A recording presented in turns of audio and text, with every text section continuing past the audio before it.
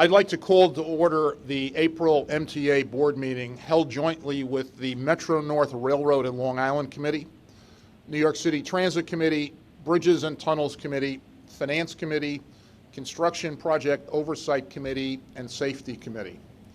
We're conducting today's meeting remotely via Webex and conference call. Governor Cuomo's Executive Order 202.1 suspends the open meetings law requirements, and accordingly any provisions in the MTA bylaws requiring and regarding public attendance at meetings and board members participating and voting by phone are also suspended. I'd like to ask Monica Murray to do the official roll call for the record. Monica. Thank you, Mr. Chairman. Board members, I will now do the official roll call in alphabetical order. When I call your name, please verbally indicate your presence. Andrew Albert. Norman Brown. Randy Glucksman. Here. Rhonda Herman. Here. David Jones. Here. Linda Lacewell. Here. Kevin Law. Okay, Kevin is going to join at 10:30. Bob Lynn. David Mack. Here. Susan Metzger. Here. Haida Mahaltsis. Here. Robert Mujica. John Samuelson. Here. Larry Schwartz. Here. Vinny Tessatori. Here. Neil Zuckerman. Here. Let me just try. Andrew Albert. Yes, here. Norman Brown. Mr. Chairman, we have a quorum. What about Commissioner Lynn? Is he on? Here, Monica. Oh, hi, Bob Lynn, and obviously Pat Foy, you're here. Thank you. All right, so Commissioner Lynn has joined us. Is that right? He's on the phone. Okay. Later in the meeting, agency presidents and staff will submit procurements and actions for consideration and a vote by the board. Your presence at the meeting and silence at the time of a vote will be considered an affirmative vote for the record. If you would like to vote no or abstain, please state your name and your vote, and Monica will record it. We'll now move into our virtual public comment period. Speakers were able to register on Monday and send in their video or voice comments.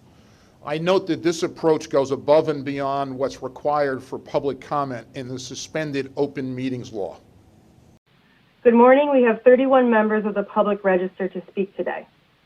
The first 30 minutes of public comment will be delivered at the board meeting, and the remainder will be posted online for the public and board members on April 22nd. I would like to remind our public speakers that in the interest of time and fairness to all speakers, we limit everyone to 2 minutes. Thank you for your patience and understanding throughout the virtual public comment session. The next speaker is Senate Majority Leader Andrea Stewart-Cousins.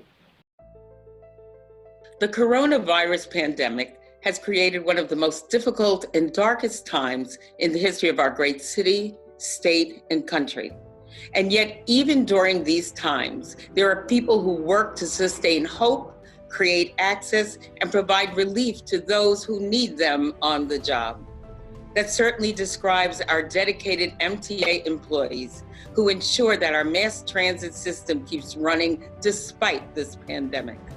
They are getting our healthcare workers, first responders, and other essential workers to and from front lines and back home safely.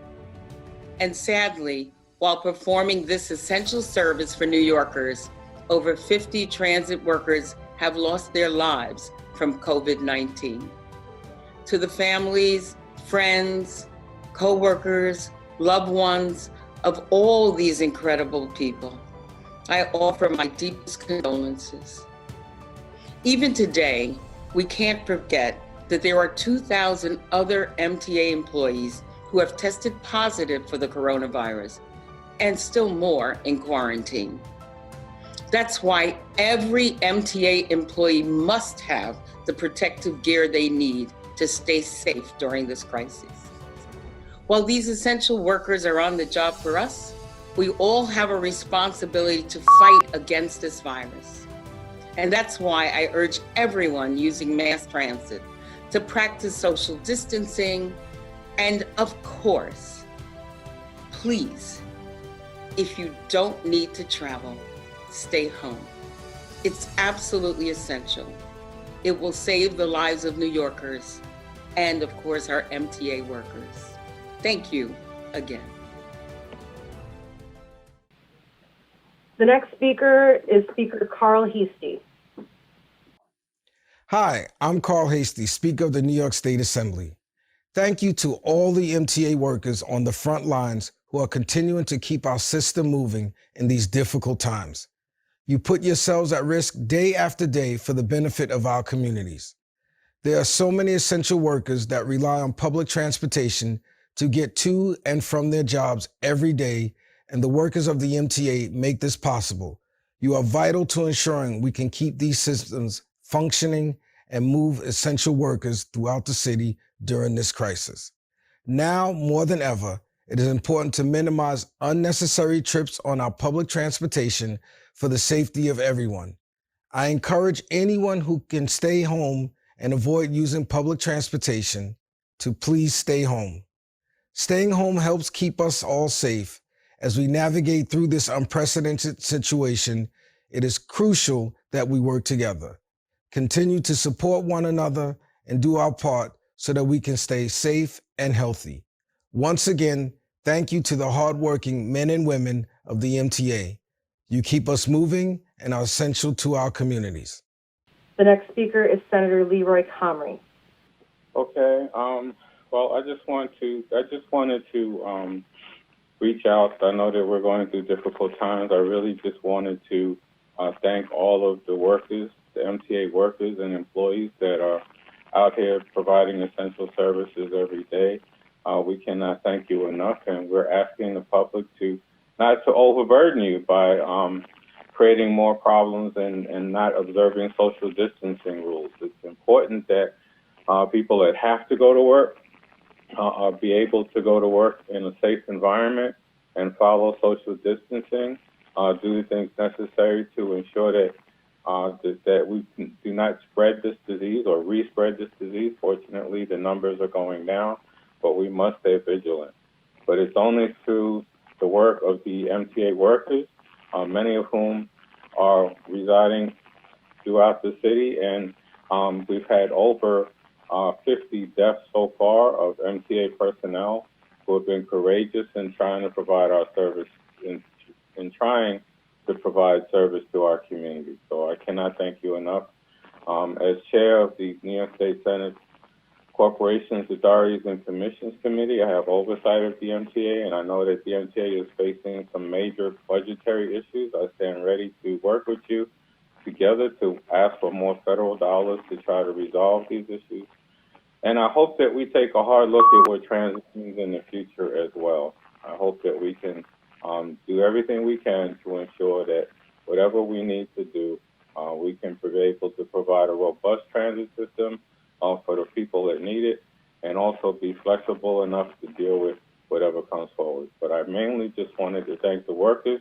Also wanted to thank the administration for taking the early steps to do a compensation package for those workers that have been lost to COVID-19.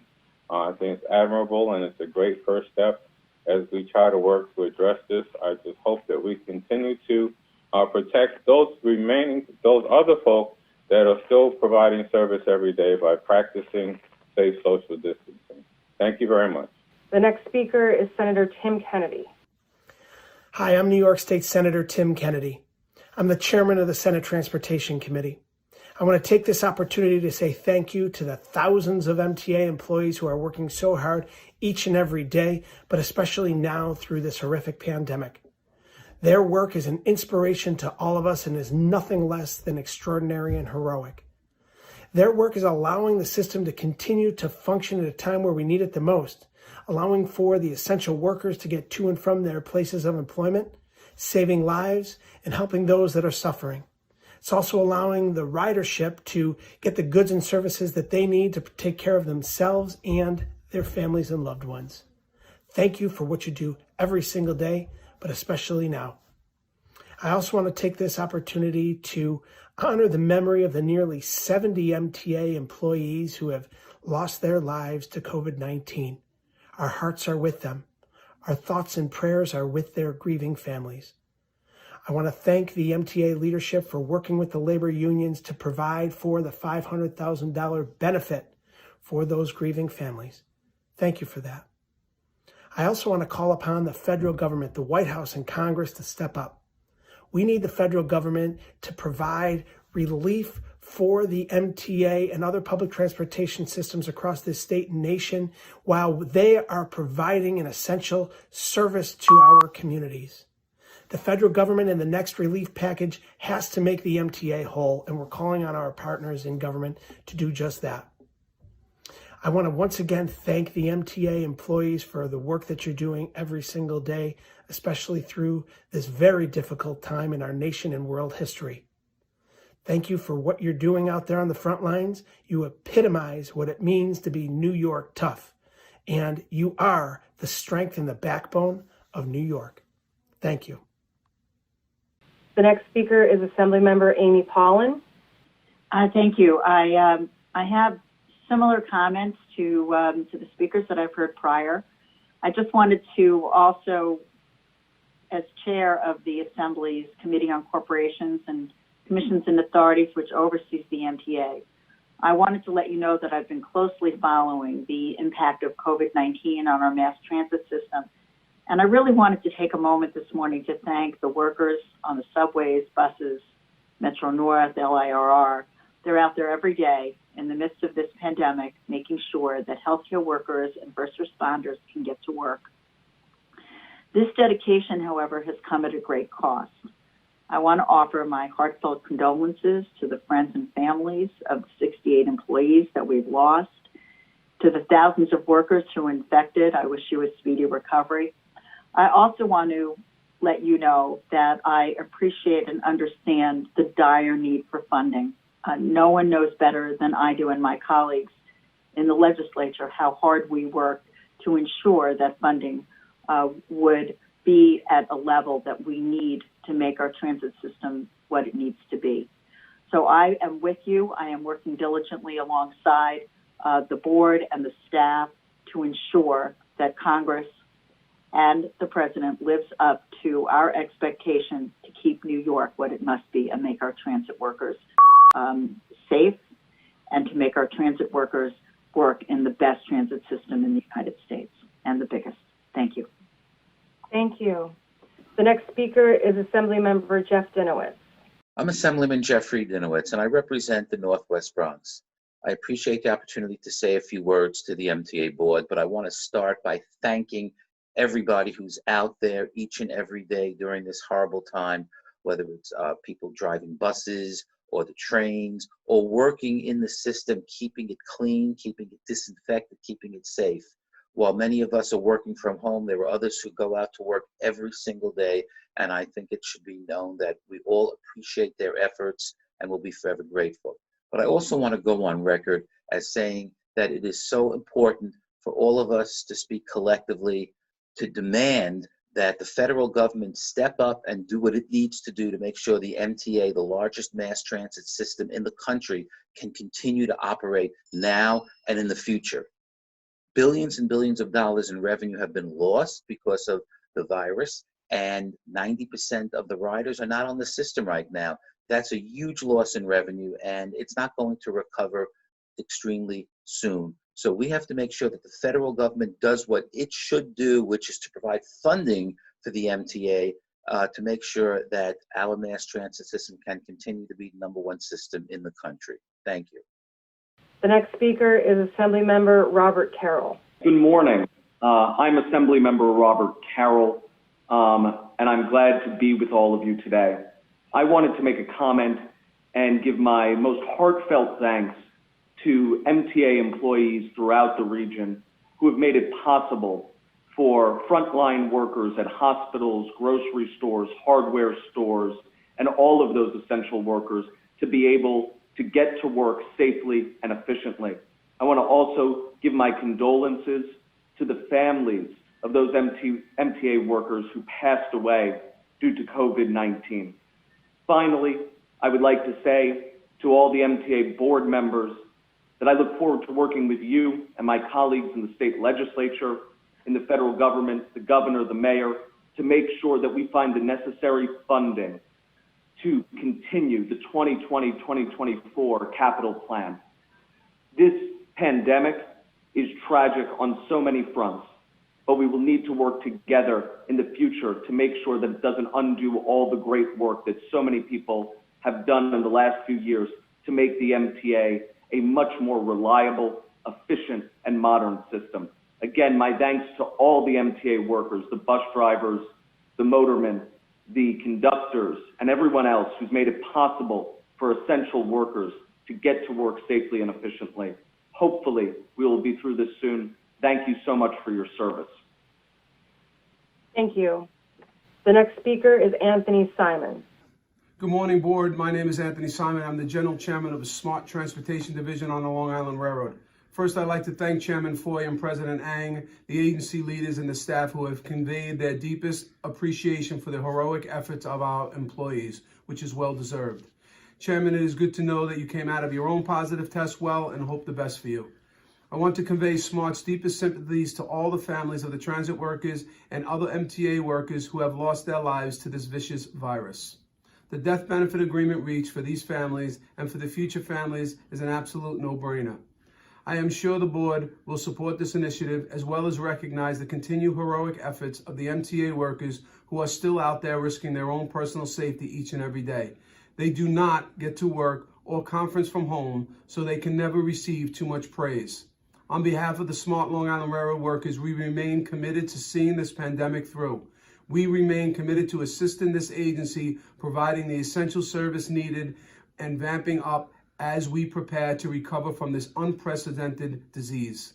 We are heavily engaged with the appropriate congressional and national figures we will rely on to produce the significant funding this agency will need to survive this financial burden. We ask this board and everyone listening not to ever forget that our workforce has done and continues to do each and every day. Do not ever forget the sacrifices they are making as they too have families that need to be kept safe. If you think our workforce are heroes, which I have heard time and time again over the past month, and I absolutely agree, please remember them as heroes today, tomorrow, and into the future. They deserve a newfound respect moving forward, and this board can deliver it by future actions as we rebound from this pandemic. Let's remember, this pandemic is far from over. We will continue to do what we need to do to deliver. President Ang and Chairman Foy, communication is key. We have been communicating, and I appreciate the efforts you have made, and I will continue to communicate so that we can get through this pandemic. Thank you, Board. Thank you, Chairman Foy, and thank you, President Ang. Next speaker is William DiCarlo. Good morning, and thank you for asking me to speak about my experiences during this pandemic and how the MTA interacted with my union. I'm Bill DiCarlo, National Representative and Legislative Director for the Transportation Communications Union. The TCU represents many different crafts on several MTA agencies. First, I wish to express my condolences to all of the families of my fellow brothers and sisters of the MTA who had to endure the loss of their loved ones due to this pandemic. Chairman Foy, I also hope you recover completely and do so as fast as possible. I would be remiss in not mentioning the passing of Ray Kenny, who succumbed to the effects of this terrible virus. He started as a TCU member on Long Island Railroad and rose to acting president. After his retirement, he went over to New Jersey Transit to run the operation. Ray never forgot his union roots or the fact that it's the unions that really run the railroad. We all valued his insight and respect his ability to work with the unions to solve the hundreds of issues that arose over the years. We lost a giant. This brings me to why, when asked to speak about my experiences in dealing with the MTA during this pandemic, I agreed to do so. We all quickly realized that we had to think out of the box if we were going to protect our members and at the same time provide a level of service that is necessary to keep this city running. Both the MTA and the TCU knew it had to be done. We immediately worked together to create and sign all the necessary agreements to keep my members and your employees as safe as possible. Suffice to say, between all the properties, there were numerous agreements. If one good thing comes out of this terrible pandemic, it will be that it created an atmosphere of goodwill and a level of cooperation that we aren't used to see between union and management. The MTA had a desire to act quickly and make sure they did what they could do to minimize any conditions that would be harmful to our members while still performing the necessary work. It also has really brought to light the value of the union workforce that now, until now, wasn't truly recognized. There are a few things I hope for. One is a quick end to this pandemic through medical advances. Two, whoever is sick gets better, and a recognition that by the MTA that the unions are your partner, that you involve in your plans before they have been decided. This is especially important. Please summarize your remarks. I am. Thank This is especially important if you want your vision for transformation of the MTA to be successful. There is one thing you can count on. If you involve the unions, then that is an honest evaluation of your plans and possibly alternative ideas that have been supported by everyone. Thank you for your time and allowing me to speak, and please stay safe. Our next speaker will be Carlos Cesura. Thank you. Good afternoon, everyone. My name is Carlos Cesura, President and CEO of the New York Building Congress. First off, let me say thank you to the employees of the MTA for their tireless dedication and service to the people of New York. We appreciate it, and we will always remember this as we move forward.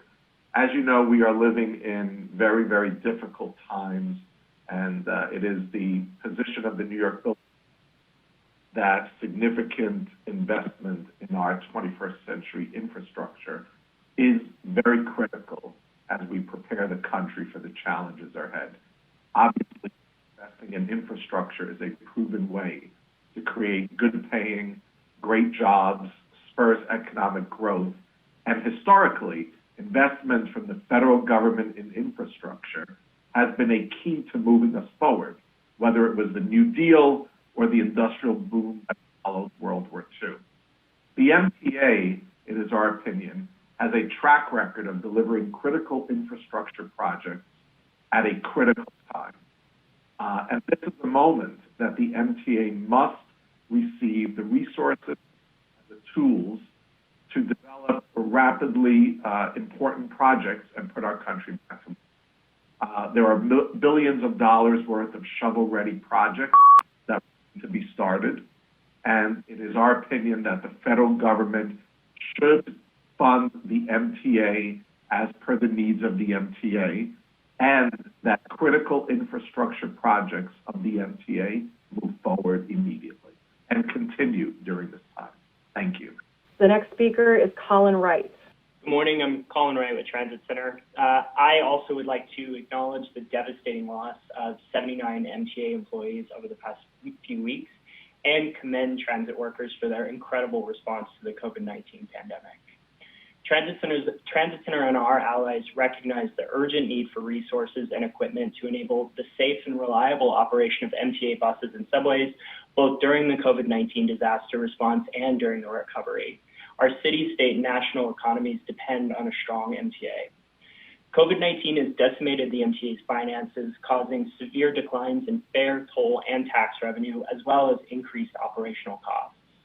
Transit Center estimates that over the next 12 months, the MTA will face an operating shortfall of $4.4 to $8 billion, even after funding from CARES Act is taken into account. Without emergency measures to fill this gap, the MTA cannot continue to provide travel for essential workers during the height of the pandemic, nor will the transit agency be able to return to health and power New York's recovery. We also commend the MTA for taking steps to shift service on buses and trains to lessen crowding, especially in the Bronx. However, we continue to hear reports from the field that current service provision is insufficient to allow for safe physical distancing on some lines, especially in the bus network. We urgently request that service continue to be redistributed to reduce crowding, especially on the bus network. Doing so will reduce risk for transit riders and bus operators, which is critically important for the Black and brown New Yorkers who are a disproportionate share of the city's essential workforce. Additionally, by releasing current route-by-route data on schedules and ridership, the agency will help riders make informed decisions about how to travel and help the public understand the rationale for redistributing service. Thank you again to the MTA workers heroically responding to the COVID-19 pandemic, who ensure that our city can survive these extraordinary times. Thank you. The next speaker is Lisa Daglian. Greetings. My name is Lisa Daglian. I'm the Executive Director of the Permanent Citizens Advisory Committee to the MTA, TCAC. We hope that everyone is staying safe. We're glad to see that those of you who are ill are doing better. COVID-19 has been devastating to our region. More than 10,000 New Yorkers have lost their lives. That terrible toll includes more than 70 transit workers. We mourn their loss and extend our thanks and appreciation to the heroes who continue to make sure that people can get where they need to go. During the greatest health crisis of our time, the MTA has done its best to maintain its essential levels of service. It moves the New Yorkers who save lives and care for the sick, and all those who allow us to flatten the curve. Now the MTA is in dire need of life-saving support, the kind that only the federal government can provide. Last week, the authorities sent a letter to New York's congressional delegation making an argument for more than $3.9 billion in emergency funding to keep the vital system operational through this year. We support that request, would even ask for more. We don't know the length or depth of this pandemic or how it will further ravage the agency's already precarious financial situation. The loss of revenue, combined with additional expenses, has put a serious hurt on the MTA's budget. Basically, the MTA is going broke to help save New York. It is critical that it emerge from this crisis able to serve riders and help support the region's economy and recovery. It's not just service that's in jeopardy. The future of the capital program depends largely on ensuring that there is enough money to run the system without having to reach into capital resources. The emergency funds the agency requested are an investment in the future health of the region and the millions of riders who rely on the MTA, and in the transit system that will ultimately allow us to get back in business and back to normal. We hope Congress is listening. Thank you. The next speaker is Rachel Foss. Good morning. My name is Rachel Foss. I'm the Senior Research Analyst for Reinvent Albany. We advocate for more transparent and accountable state government, including for authorities like the MTA. First, we would like to acknowledge and express our appreciation for the essential work being undertaken by MTA workers. We honor those transit workers who have lost their lives and offer our condolences to their family, friends, and colleagues. The COVID-19 emergency has been challenging in many ways. We thank the MTA for continuing to solicit virtual public comment to try to uphold the spirit of past public comment portions of the board meetings. Reinvent Albany and many other advocacy groups joined the MTA in your call for an additional $3.9 billion in emergency rescue funds from the federal government. This is necessary because the CARES Act passed in March by Congress badly shortchanged MTA passengers who represent 40% of national ridership, but received only 15% of the $25 billion made available for transit systems nationally.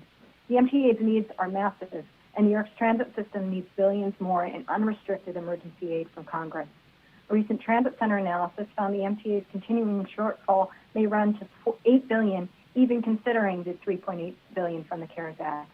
The effect of the pandemic on the region's economy is unprecedented. COVID-19 has caused a dual public health and economic crisis that will ravage the MTA's finances for months to come through severely depressed ridership, large hits to its taxes, and unplanned cleaning and overtime costs.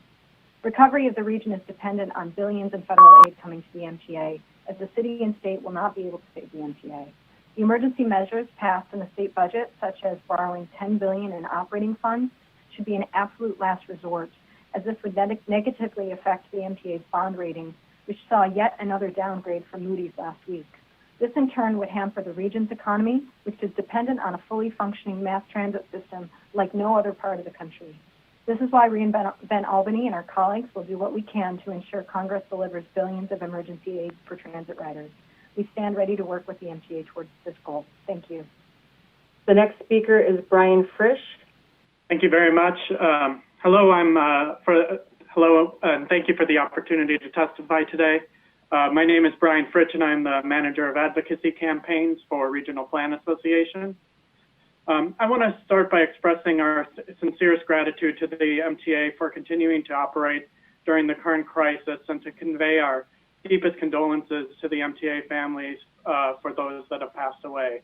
The bravery and fortitude of many MTA workers who need to continue to work to get our essential workers to work and back home every day is incredibly appreciated. Public transportation is the backbone of our region's economy and is more important than ever to fund our public transit systems and keep them running during this crisis so our frontline workers can get to their jobs. To stop the spread of COVID-19, we needed people to stay home and off the system. This led to drastic declines in transit ridership and a stark financial picture for the MTA. Without reliable public transit, New York's economy will not continue to function during this crisis and will take much longer to recover when it has passed. That's why RPA is currently engaged in rallying support around the greater NYC region to support the MTA's push for additional federal funds to support the MTA's operating expenses as soon as possible. The MTA leadership recently made a clear ask to our congressional leadership, and it is incumbent on Congress to act now. In the CARES Act, the MTA only received 15% of the funding, despite carrying 40% of the nation's public transit riders. We demand that this inequity is rectified soon. Thank you so much for your time and consideration.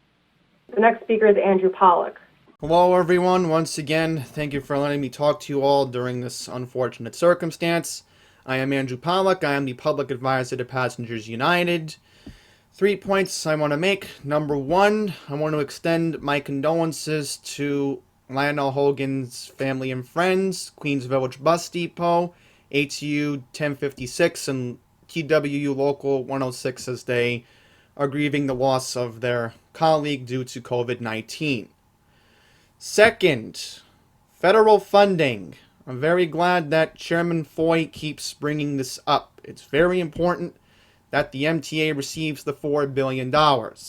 In the past 72 hours, I've reached out to both Senators Gillibrand and Schumer, along with a couple members of Congress, including Speaker Pelosi, to get the $4 billion that is needed once we can get everybody back into the workforce.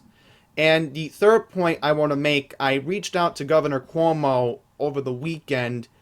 Obviously, we do need an economic task force to rebound the economy once we can get everything back on track. I suggested to the governor that 3 MTA board members should be considered for an economic task force. Larry Shorts, Bob Varan, and Robert Mujica have knowledge in financial matters, especially when it comes to transportation. So if the governor is listening, he should take my request and hopefully write it down for the record. So with that, thank you all very much, and I will be back in May. The next speakers are Mark Epstein, Burton Strauss, and Francena Amparo. Hi, I'm Mark Epstein, Chair of the Long Island Railroad Commuter Council. This message is on behalf of the hundreds of thousands of regular riders using the Long Island Railroad. This is messages for the Long Island Railroad workers who, as daily riders, we consider our extended family. Please know how much we appreciate everything you do to keep the railroad and the region moving. Your continued efforts mean that people from all across Long Island can get where they need to go to serve our communities. We couldn't do our part to stay home if you didn't do what you do every day.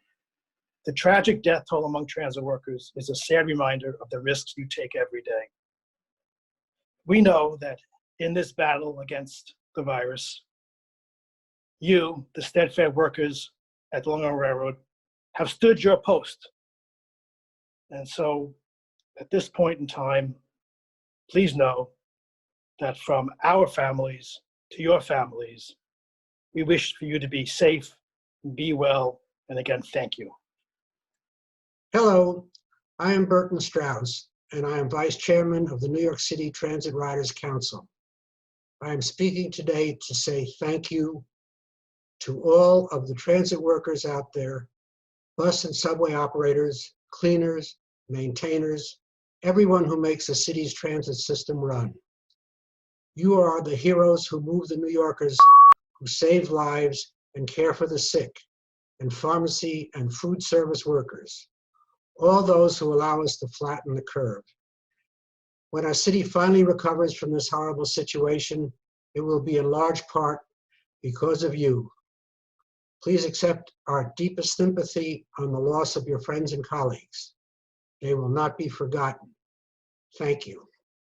Hi, my name is Francina Amparo, and I'm speaking today on behalf of the Metro North Railroad Commuter Council. Thank you for this opportunity to speak this afternoon.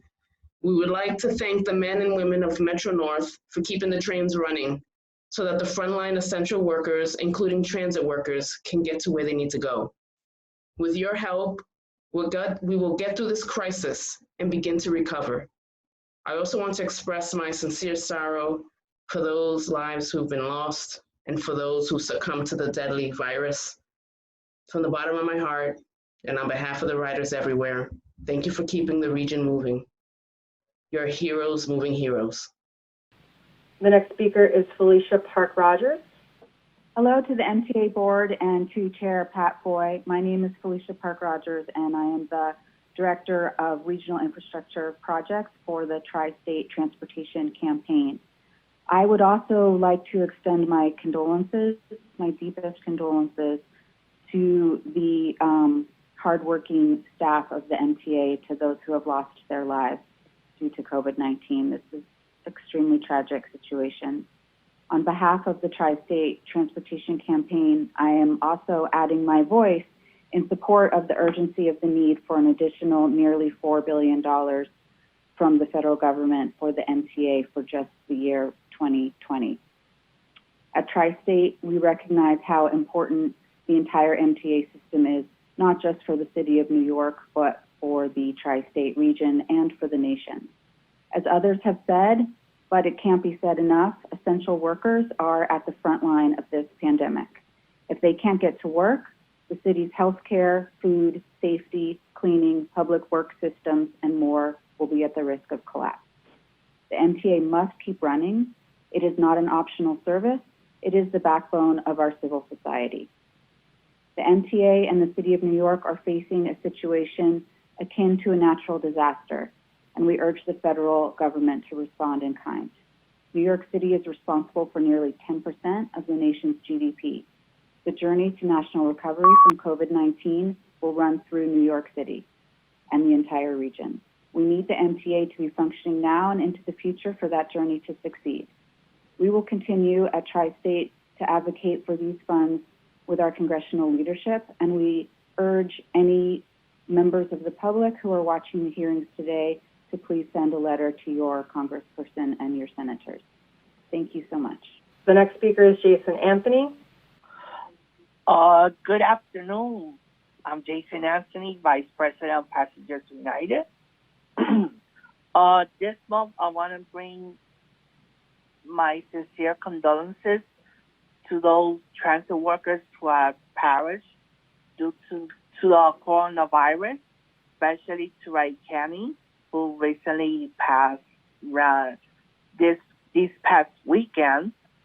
And I want to know why the MTA hasn't provided sufficient PPE and like masks, gloves to those transit workers who are moving New York City in this horrendous time. Because I saw a bus driver a few days ago on the B65 bus. He didn't have no mask on. So I want to know why we are seeing this, why the MTA hasn't provided the essential materials for bus drivers, subway conductors, and motormen. And let's see if we could get the necessary funding to keep up with our operations. So that's all for now. The next speaker is Alita Dupree. Good morning, MTA Board, Chair Pat Foy and members, Alita Dupree, record. Let the record reflect that my pronouns are she and her. I don't live in New York, I live in Las Vegas, but I grew up on this system and I care about it. First of all, I'm thankful for all the people who work for MTA, and my condolences to the families of those who passed. I admit to you I'm at a loss of words. I think it is important for us to think about the long game.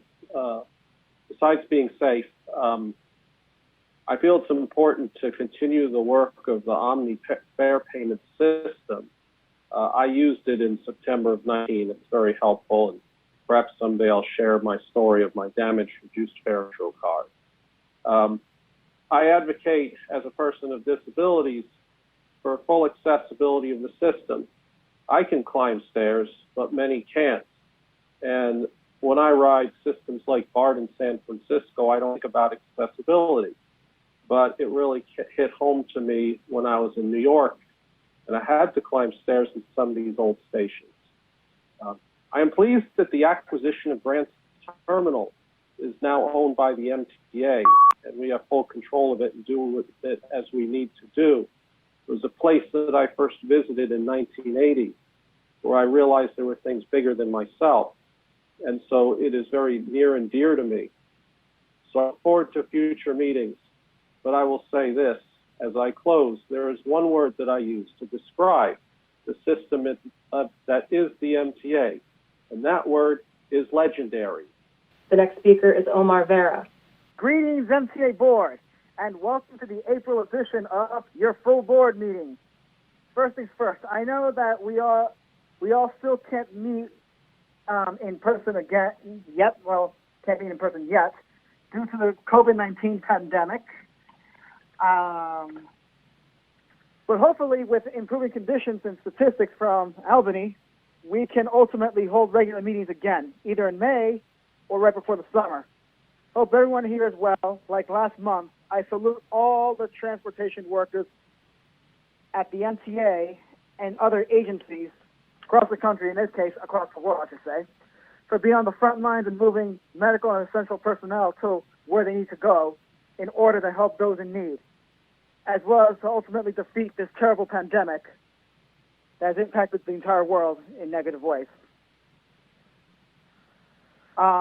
I also want to especially thank the amazing ladies in charge of transit, Sarah Feinberg, Sarah Meyer, and Sally Librera, for their compassion, generosity, and goodwill support for everyone in the tri-state area, transit employees and customers alike.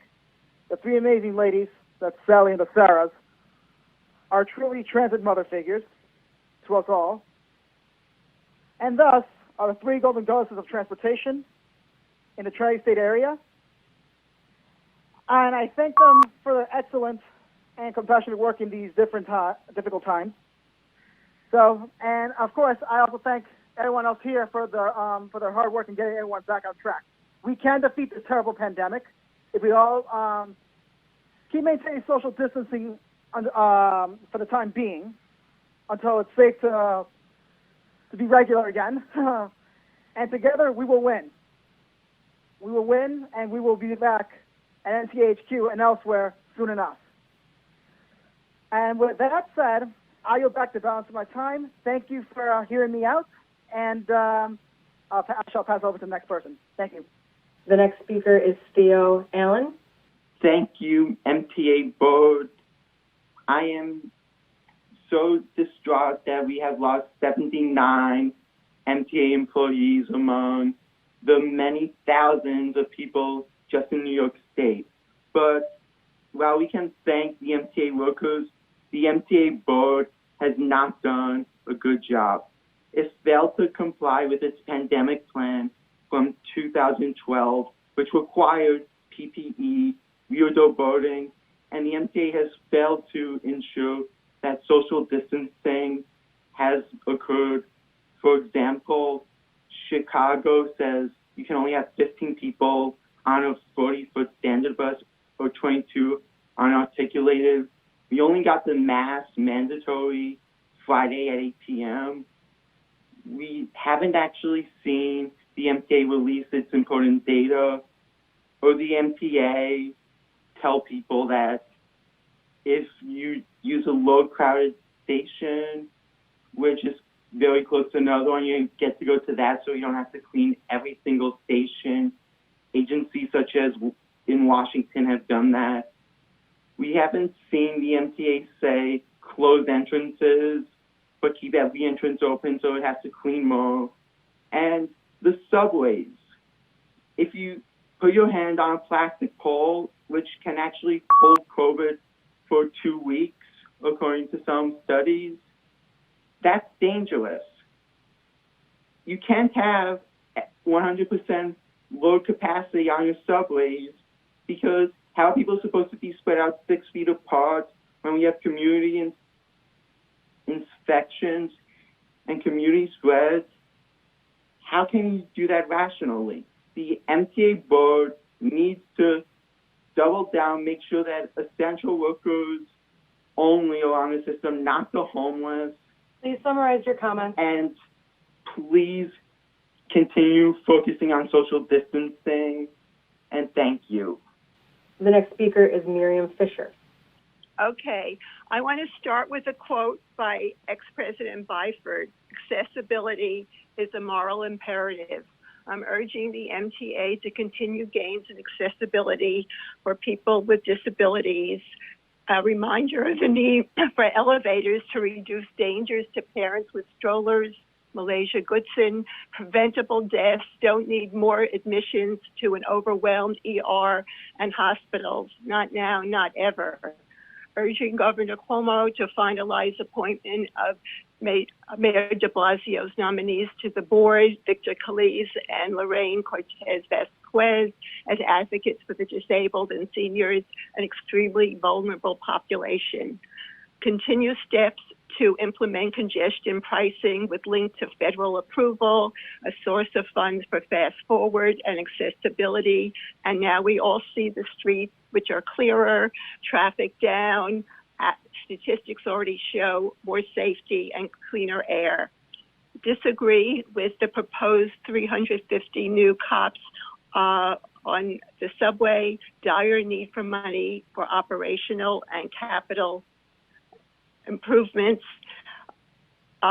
Safety for staff, PPEs, masks need to be replaced regularly.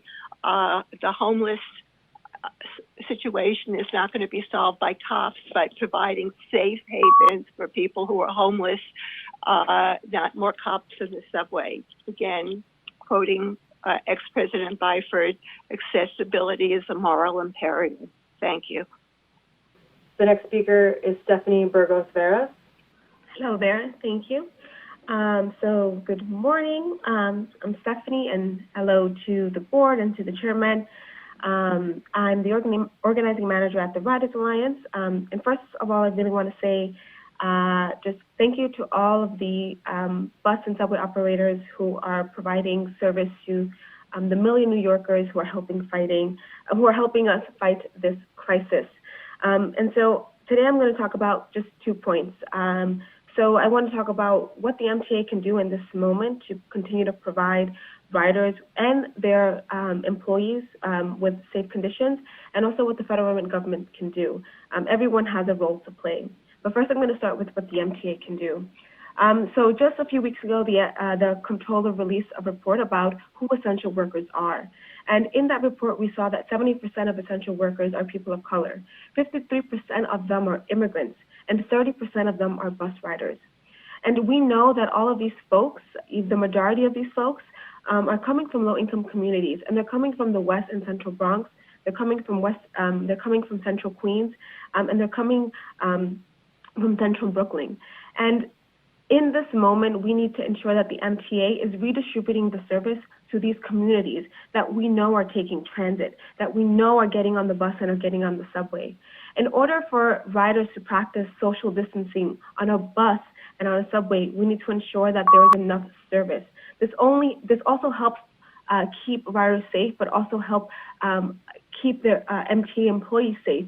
And so in this moment, what we need is that the MTA is redistributing service to these low-income communities and these communities of color. And the other thing that the MTA should be doing is rethinking their decision to add more cops into our subway system. Throwing cops will not address the homelessness issue. Throwing cops into our subway will continue to arrest and throw Black and brown people into jails.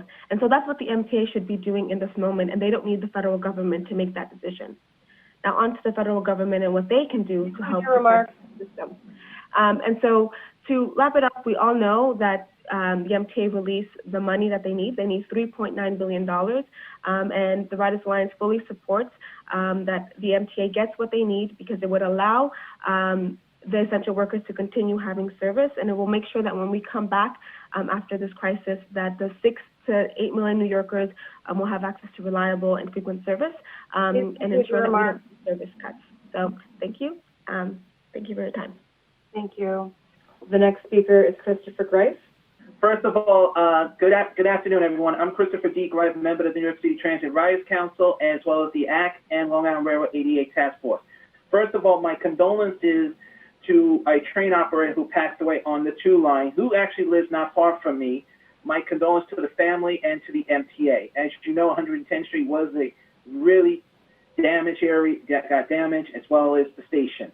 And this is another reason we need to work together to deal with these issues, that safety is a matter, and we need to all work together, not fighting each other on issues saying, oh, it's this fault, that fault, this fault, that fault. No, we need to work together, folks, and that's the main thing.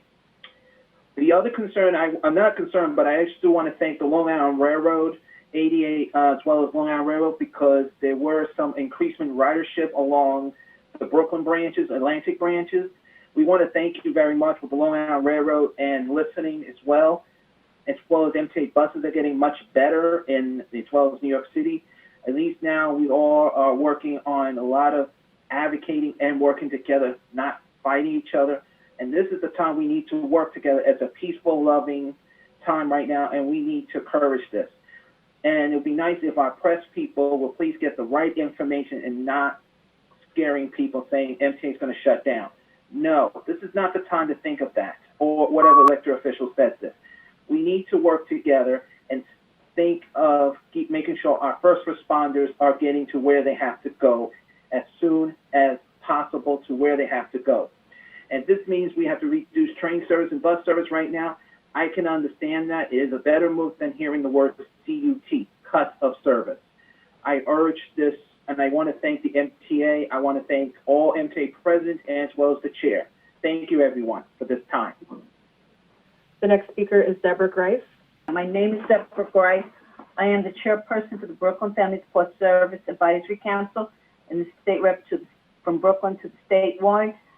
And I'm very glad that the MTA has changed a few policies. I thank the former president, Andy Byford, the current chair, and who's also worked on it, and the ADA Accessible.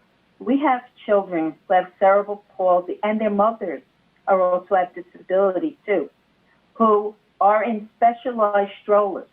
And I appreciate the drivers have stopped harassing them and tell them they have to fold it. I appreciate they at least look at the child, and when you see, it's very easy to tell a child with the cerebral palsy. Most of the time they have they're in different, almost like a fetal position.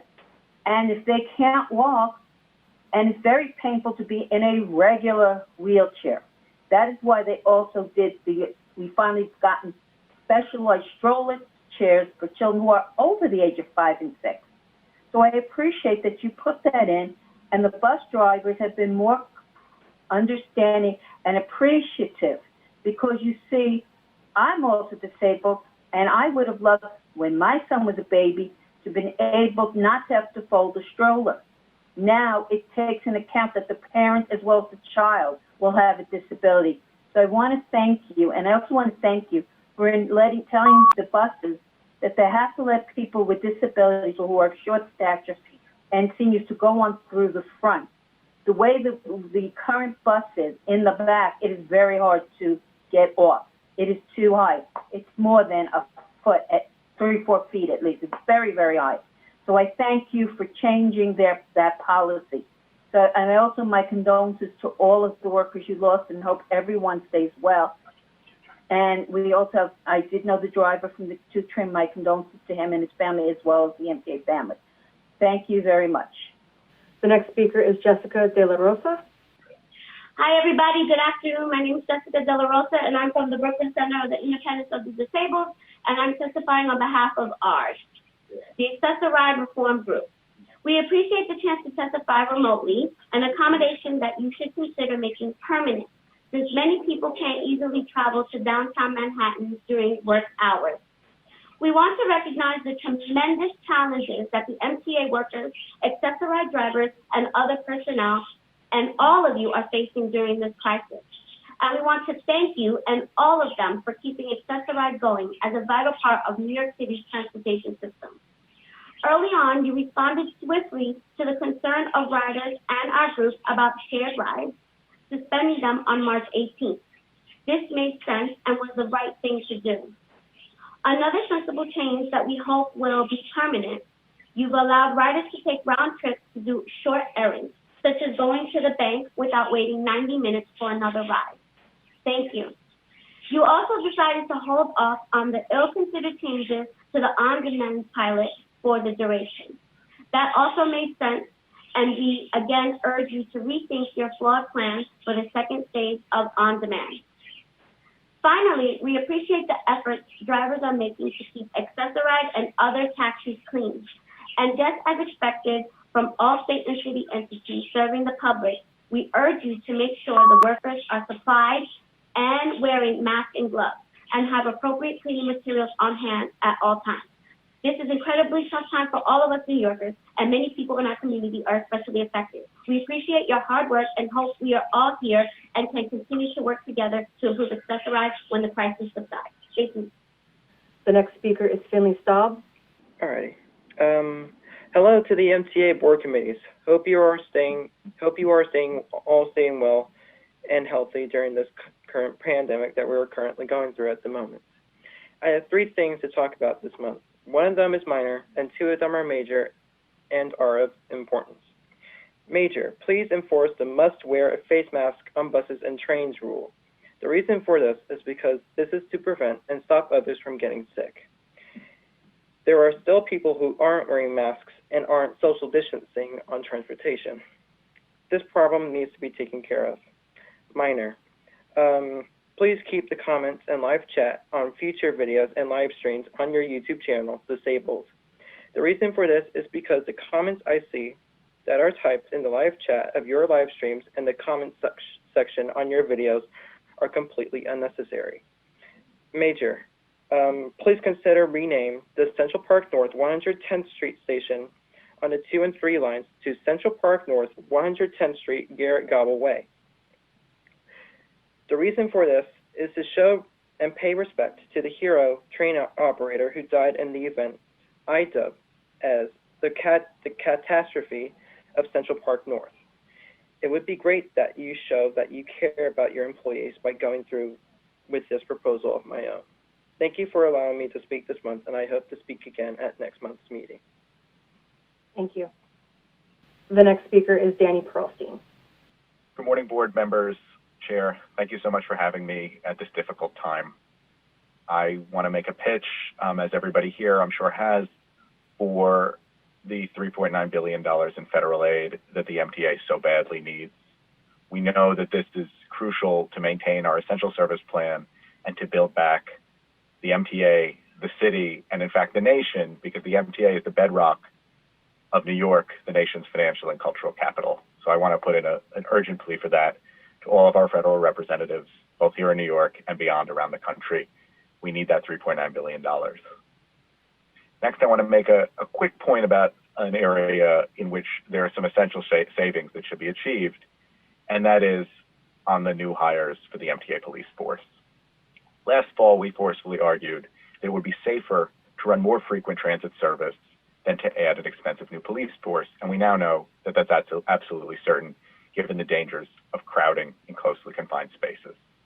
But more than that, I want to just, for the record, set some important things about what the state of the subway is, and in fact, the subway is a very safe place. And, Andy Byford reminded us of that as he left, and everyone else has sort of said that. And the only folks who haven't are really, pushing hard in the direction against the facts, arguing that, this uptake here or that number there somehow justifies an immense new expenditure on police that the system doesn't need and can't afford. Thank you. Mr. Chairman, that concludes public comment. Thank you, Kate. I want to note for the record that Commissioners Bob Lynn, Norman Brown, Robert Mahica, and Kevin Law have joined the meeting. Thank you for joining our virtual board meeting for the second month in a row. This is undoubtedly the toughest time in MTA history as we continue to navigate and manage through this unprecedented emergency. The most devastating blow of this crisis has been the loss of 83 of our brave colleagues, each of whom had a family, a history, and a future, and each of whom was tirelessly dedicated to serving the public. Everyone here at the MTA is mourning and grieving along with their families and friends. They will never be forgotten. They and the remainder of the MTA's 74,000 strong workforce are the heroes moving heroes of this pandemic. We'd like to begin today by recognizing and honoring those in the MTA family who we've lost to the coronavirus with a reading of their names. Sarah, please lead us in recognizing the 52 members of the New York City Transit family that we have lost. Thank you. It is with great sorrow that we honor our colleagues who have passed away, and our thoughts, prayers, and any comfort we can offer is with their families, friends, and loved ones at this time.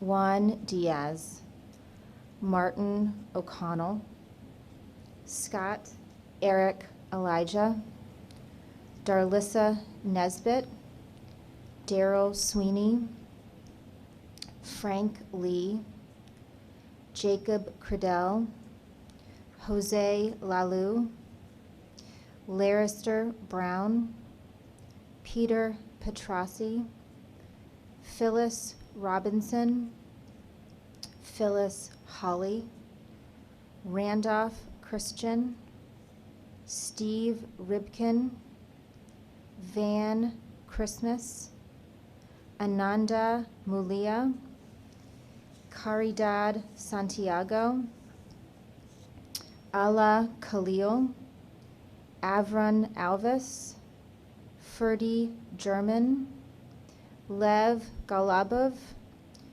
Patrick Patois, Robert Saruda, Aristides Moratis, Peter Voigt, Clarence Facey, Hezrani Cayenne, Uriel Watts, Anstey Goddard, Kemraj Mahado, David Hamilton, Dmitry Bazovsky, Winston Pratt, Foster Moore, Palwinder Singh, Rhonda Garvin, Russell Jackson, Thankachan Mutahi, Victor Sapana, Yvette John, Thomas David, Salvatore Lombardo, Daryl Laborde, Edward Leginis, Shelley Johnson, Robert Mobiad, Emiliano Padilla, Saw Lee, Michael Thompson, Rodney Sparrow, and Milagros Perez. Thank you, Sarah. Craig, please recognize the 30 members of New York City Transit MTA bus that we have lost. Thank you, Chairman. It is with deep regret that I recognize these names in passing in our bus's family.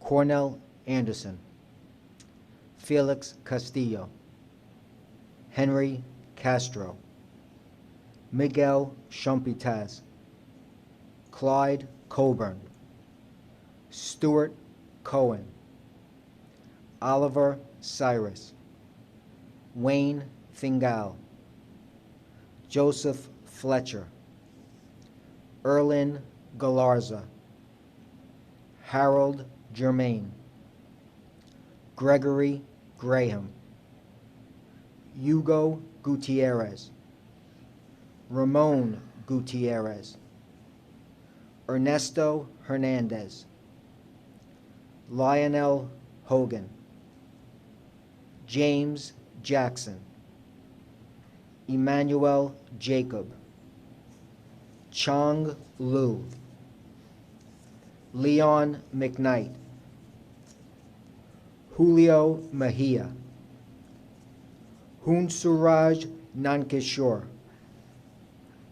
John Phillip, Mohammed Rahman, Alex St. Fleur, William Scott, Cesar Torres, Sung Trong, Warren Tucker, Kenneth Wright.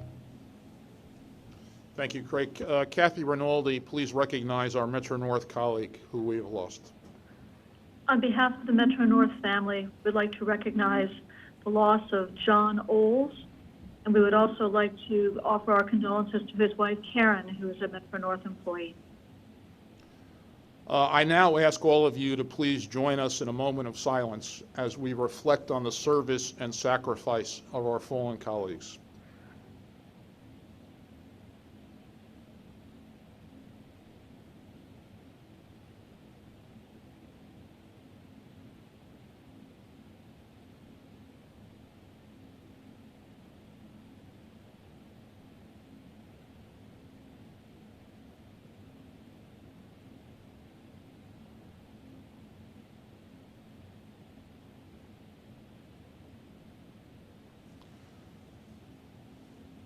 We will work with family members and union leadership on an appropriate memorial when the pandemic subsides. We are all moved daily by our hardworking transportation employees who continue to show up every day demonstrating the best of New York. This city has been through tough times before, when the city nearly went broke during the 70s, and the Great Recession in 2008, and after 9/11 and Superstorm Sandy. In each of these cases, New York not only survived, but even thrived, and came back stronger and more resilient than before. I'm optimistic the same will be true after this pandemic, although it will take time, so long as our partners in Washington deliver for the state, the city, and the MTA. New York cannot get through this alone, and the MTA especially cannot get through this ongoing crisis without significant additional federal aid. In the meantime, the MTA is doing everything it can to adapt to this unprecedented situation. Safety is of the utmost importance as we forge ahead to keep the city moving, so the other essential workers like doctors and nurses and pharmacists and first responders, fellow transit workers, grocers, food delivery workers, and others can move around the city to do their jobs and save lives. The MTA is leading the nation in developing a proactive response to protect employees' and customers' health, from ensuring priority access to testing for symptomatic transportation workers with Northwell, to installing plexiglass barriers at back office work locations. The list of actions we've taken since March 1 is long and grows by the day. MTA Chief Safety Officer Pat Warren will give a more comprehensive update on these measures shortly. I want to thank Pat as well as Mario Pelican and all our agency presidents, Sarah Feinberg, Craig Cipriano, Kathy Rinaldi, Phil Eng, and Danny DiCrescenzo, for their steadfast leadership during this unprecedented and difficult time. I also want to acknowledge the rest of the senior leadership team for their continued hard work. I want to take a moment now to update you on some important gains we have made. We've seen more than 5,400 employees return to work at this time, and our numbers of quarantine workers are down to roughly 3,800 from a high of about 6,000. Let me talk about the family benefit. As I mentioned a moment ago, we've tragically lost 83 of our colleagues to this virus. As we grieve these heartbreaking losses, we want to make sure the families of these fallen heroes are cared for. Simply put, it's the right thing to do. Today, the board will be considering and voting on a first-in-the-nation COVID-19 family benefits program for our dedicated and heroic workforce to ensure that their families receive support and are taken care of. We've already come to 41 agreements with 26 different labor unions to honor the sacrifice and service of the fallen. We're in ongoing discussions with all our remaining labor partners to extend these benefits to all MTA represented employees, and the agreement covers non-represented employees as well. We appreciate the support of our labor partners to get this done for our frontline employees, including John Samuelson and Tony Utano of the TWU, Anthony Simon and the other Long Island Railroad labor leaders, and Matt Mitchell, Ed Valenti, and Bill DiCarlo at Metro North. I note that the idea started with discussions I had with John Samuelson. Now we'd like to see Congress follow suit by providing all essential workers, including MTA employees, with a form of federally funded hazard pay that recognizes how every frontline employee continues to show up every day, putting their fears aside in recognition of the public they serve. Let me talk briefly about the need for substantial additional federal aid. We not only need the federal government to step up and recognize the service and sacrifice of all frontline employees, but also to recognize the critical role the MTA and the transportation network plays for this region, and indeed the nation. It's been suggested that the transit system should have been shut down by now.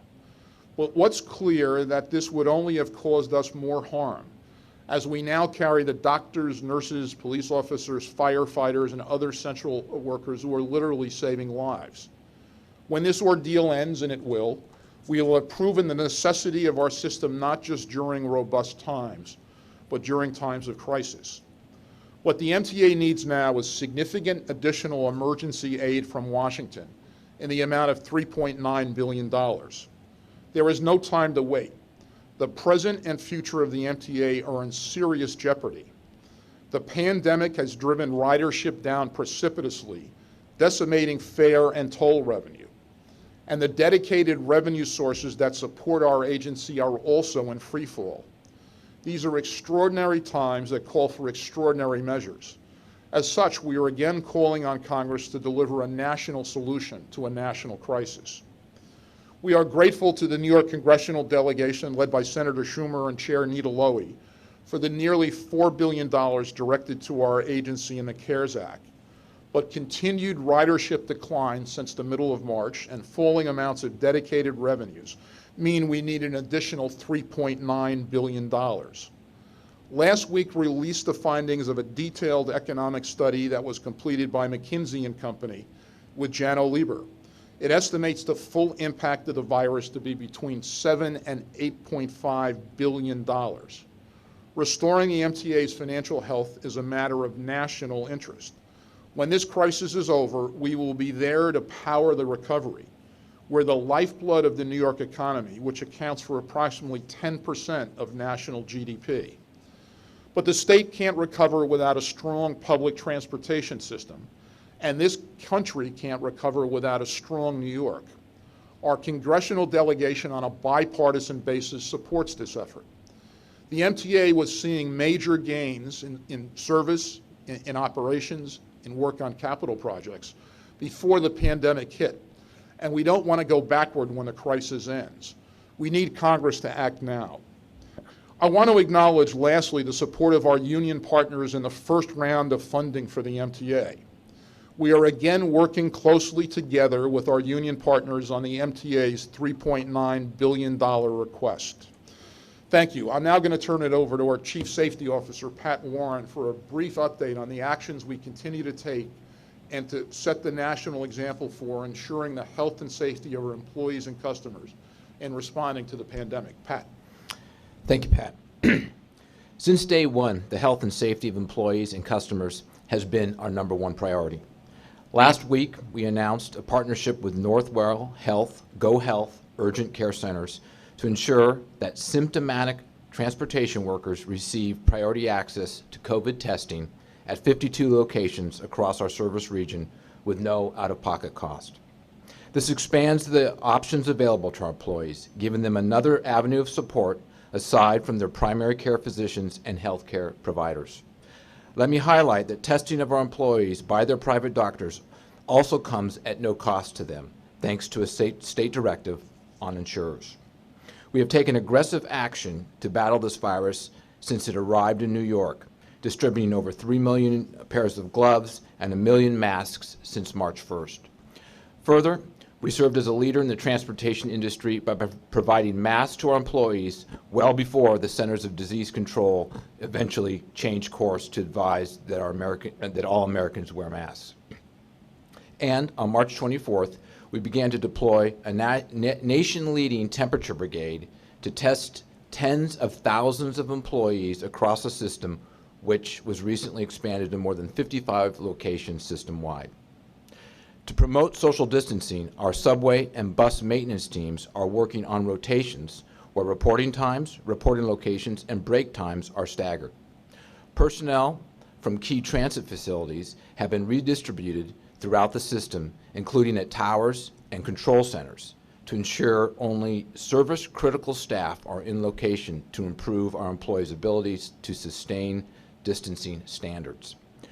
And employees in certain roles with high customer interaction have been reassigned. For example, wayfinders are now working in booths, and qualified platform controllers are working as conductors. The MTA has implemented rear door boarding on buses and eliminated cash transactions to limit person-to-person contact. And plexiglass barriers are being installed at 85 subway and bus work facilities locations to add another layer of separation protection. Our stations continue to be disinfected twice daily, and our full fleet of rolling stock disinfection occurring every 72 hours or less.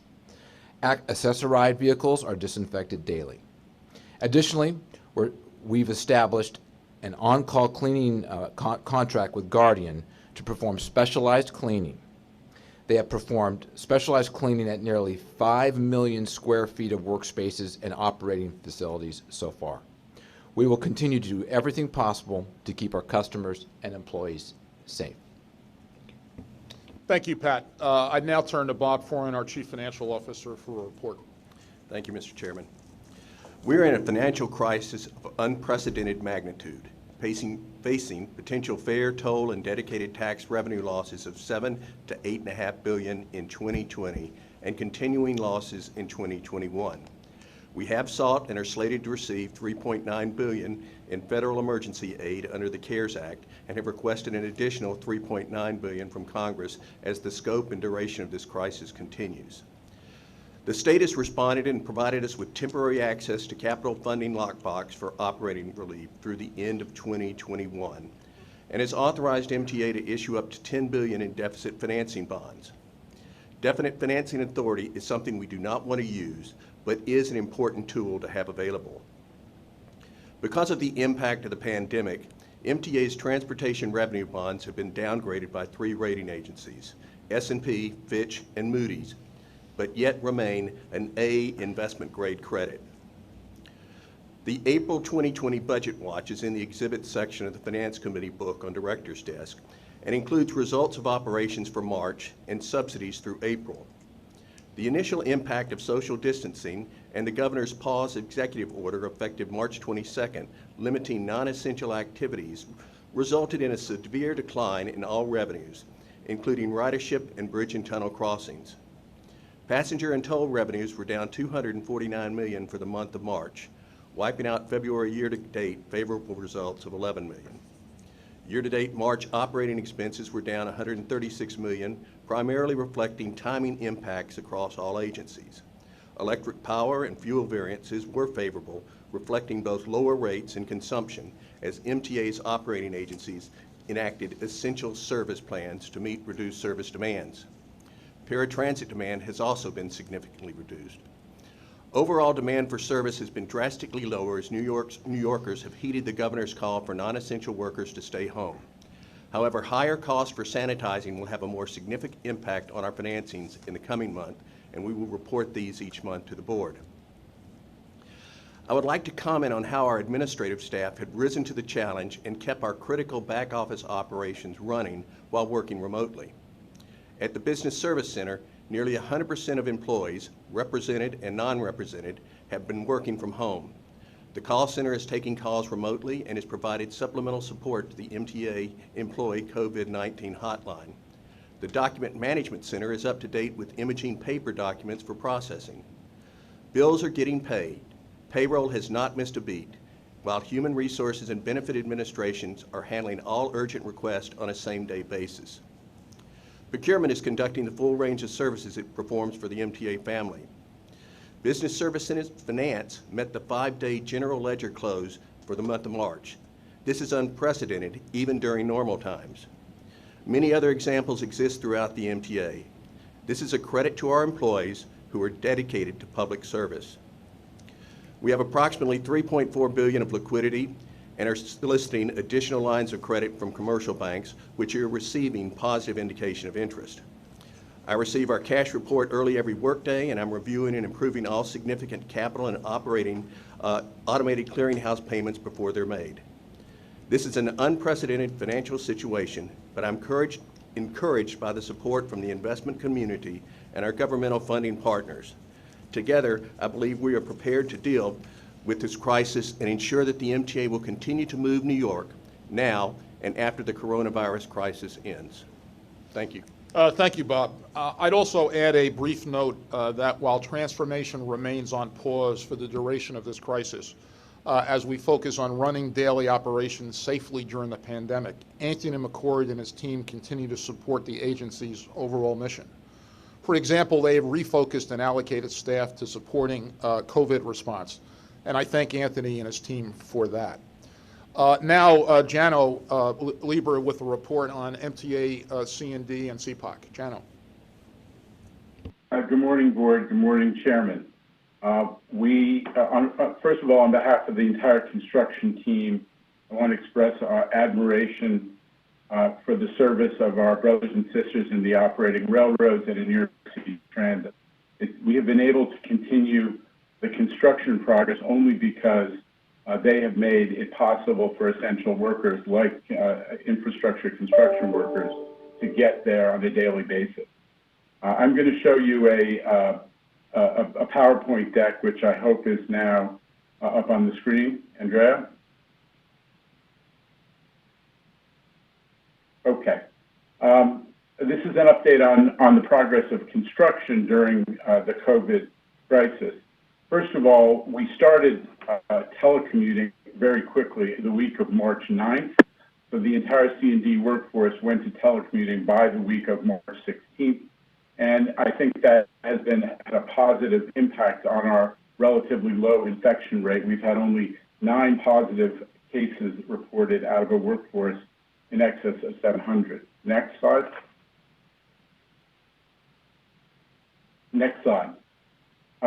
One of the first things we did was to create an app so that we can manage all the projects remotely. Actually, prior slide, Andrea? Okay.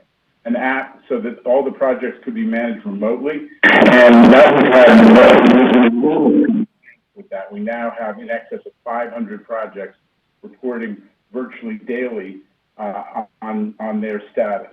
Among those, we've had only at the low point, at the most challenging point of the COVID crisis, we had roughly 50 projects that were partly or completely shut down due to manpower issues or other COVID-related impacts.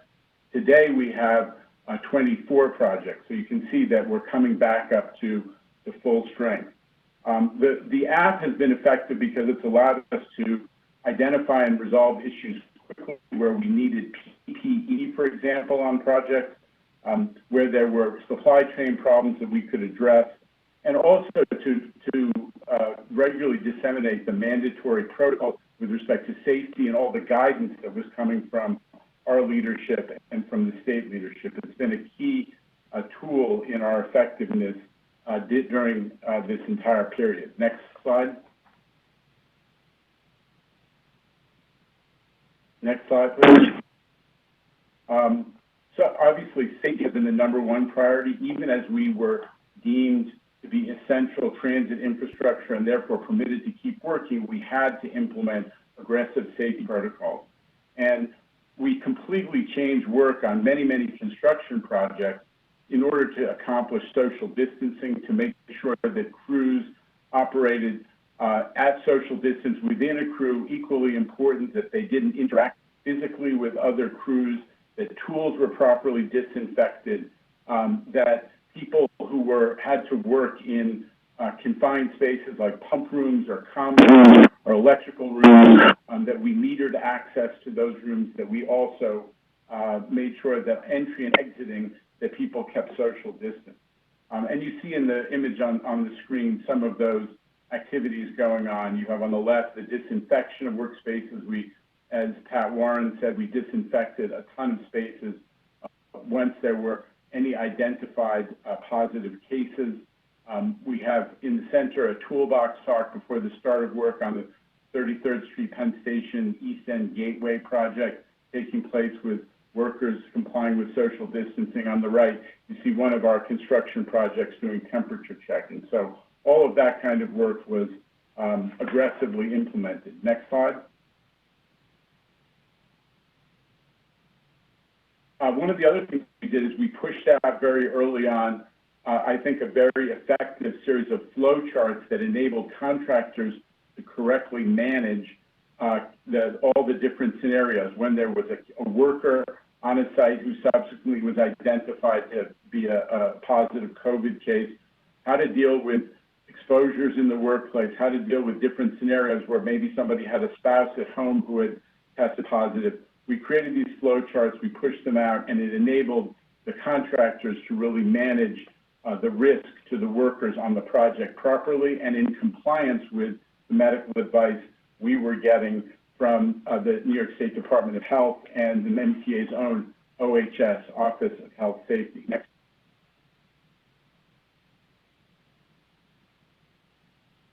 We also pushed out for all of the projects to comply with the daily safety checklist, which could be filled out as the photograph indicates by hand, but also could be filled out on a handheld electronically. And that is a reminder and enforcement mechanism for all of those rules about PPE, social distancing, and the maintenance of safe work practices. Next.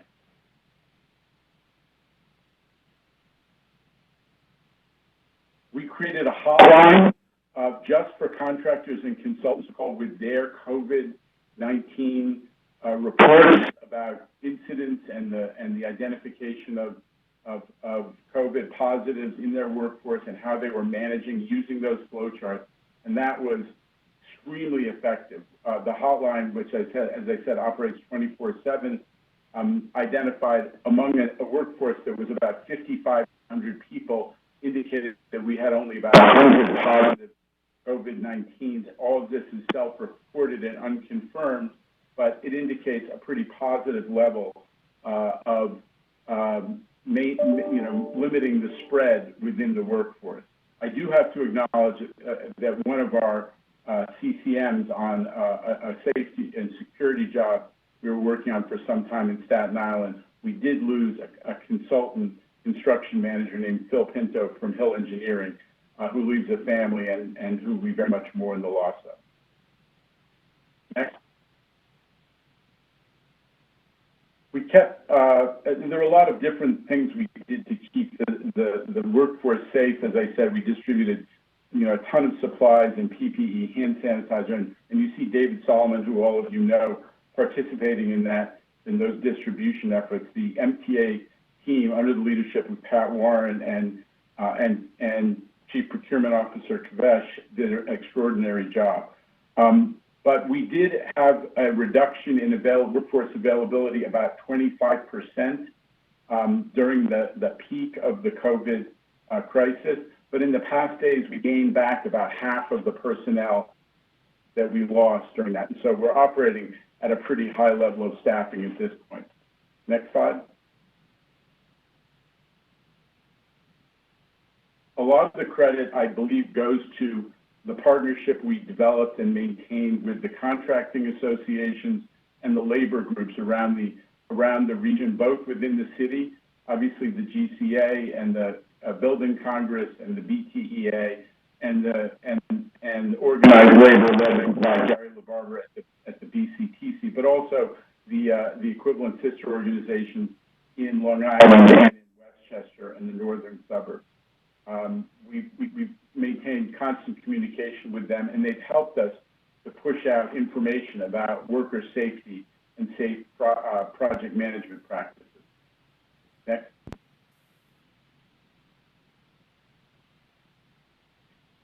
The result is that we have maintained progress on the majority of the capital program. You see some of the milestones that we've hit on the screen. We are continue to be on track schedule-wise on the L train and some other major projects. I just want to emphasize that a lot of that we accomplished was due to innovation. We were doing inspections that we would normally do in person using GoPro cameras that a contractor would carry around as we could inspect work remotely. We're using video and Zoom to do factory acceptance tests that we would normally send an MTA person to a factory for a test of a piece of equipment or an electronic system. We're able to do that remotely. And most important, we have great aggressive management from our own team.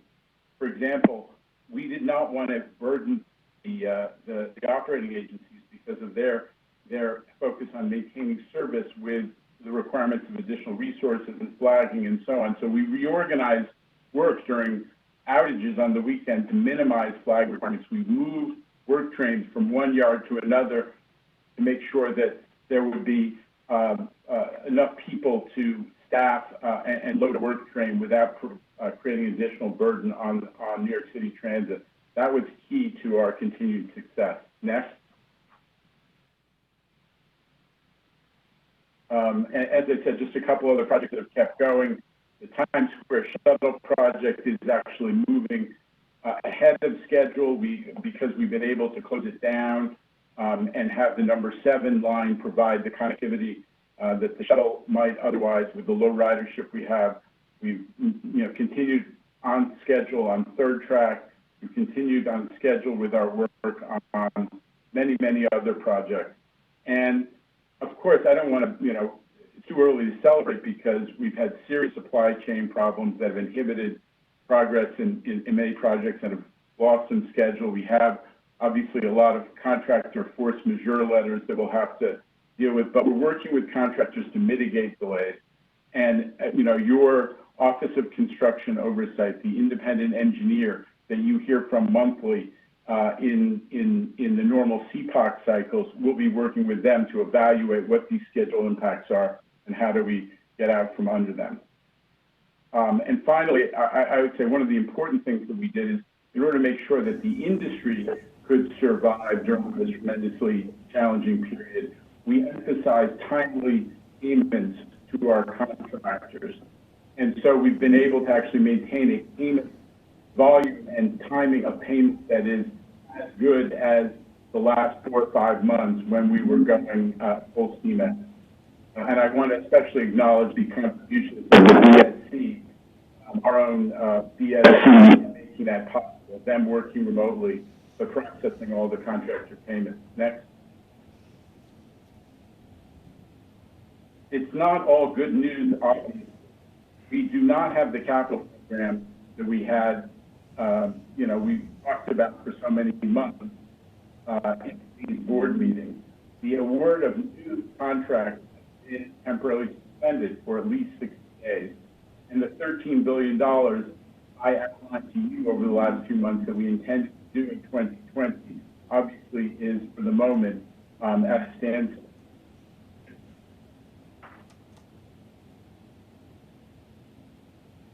Next. Some of the projects that we all worked so hard to set in motion are on hold. The 23 station ADA accessibility project that we kicked off the year with so aggressively dealing with that particular issue. Rutgers Tunnel, which we wanted to get done before, so that the 8th Avenue signaling work could get done. on hold. All the work on the flushing line, especially in stations and structure, has been held up by this. But I believe that we have also put ourselves in a position to kick off that work and accelerate it if and when the federal government deals appropriately with the MTA's request for operating budget relief, and also, as they should and that people have talked about, start to put on the table meaningful stimulus program. We're going to put ourselves in a position to really get going if and when those positive outcomes are achieved. Next.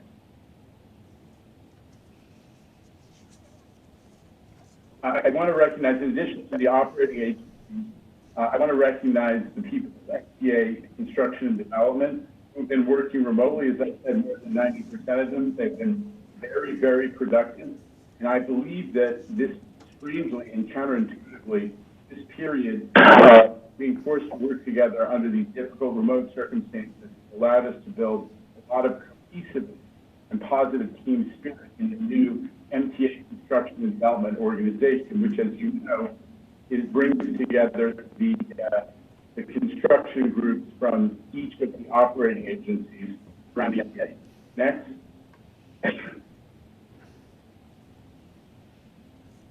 A big part of that success we've been really, I think, pretty aggressive in communicating, sending out 3 regular newsletters a week remotely, and having, I can't tell you how much electronic and telephone communication there is.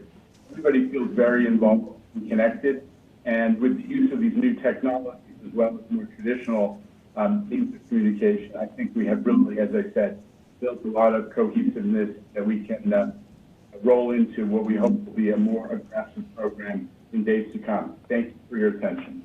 Jano, thank you. Good report. Any questions for Jano? I have one. Yes, Andrew.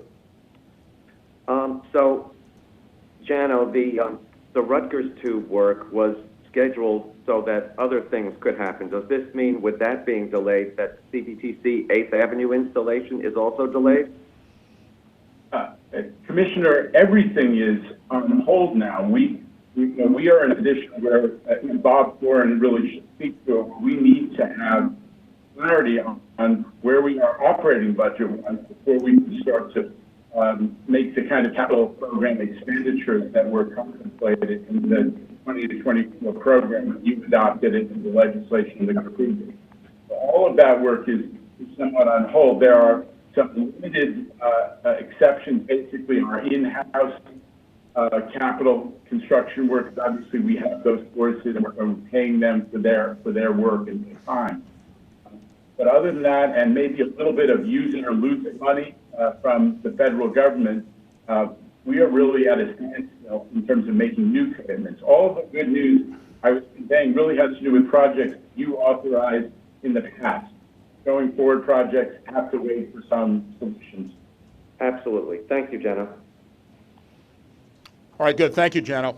The minutes of the March board meeting have been distributed to all members of the board. Are there any corrections or admissions? If not, I'll make a motion to approve them. Second. Second. Thank you, Larry. All in favor? Minutes are approved. Thank you. Let's go to the family benefit action item.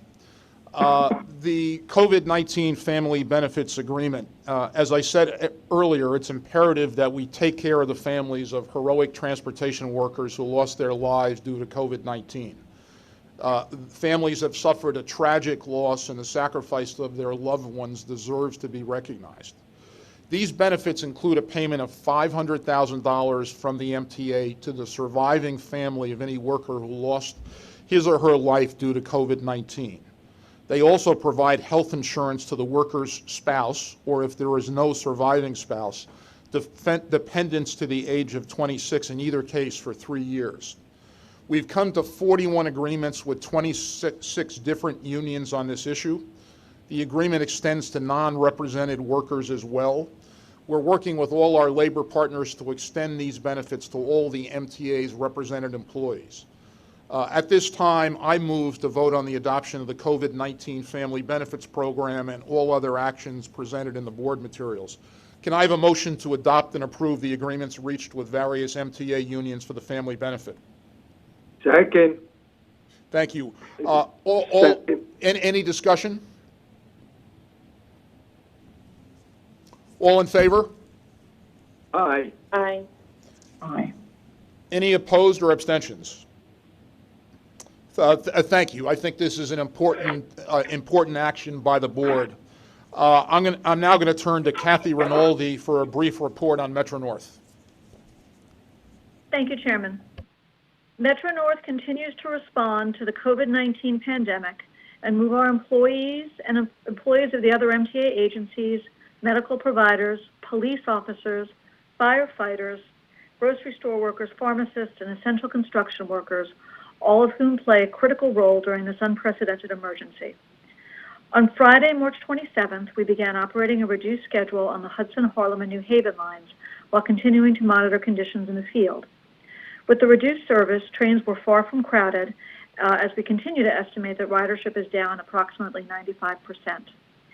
COVID-19 has also had an impact upon the availability of our own train and engine crews. Subsequently, we made further adjustments to our schedule effective last Monday, April 13th, and began operating all-day hourly service. Our normal weekday capacity has been reduced by approximately 60% when compared to a normal weekday. The reduced schedule runs 328 trains, which is down from 713 trains during a normal weekday schedule.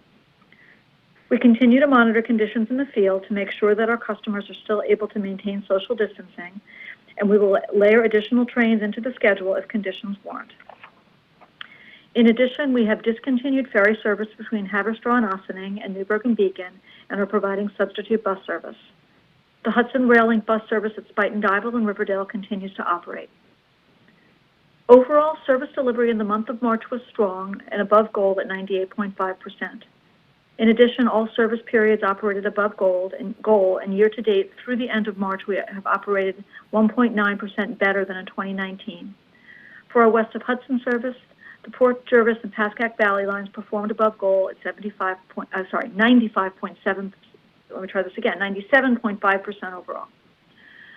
During this difficult time, our top priority is keeping our customers and our employees safe, and we are taking all measures possible to prevent the spread of COVID-19. This is why we continue to disinfect our stations twice a day, sanitize our trains daily, and perform a complete cleaning of our trains every 72 hours.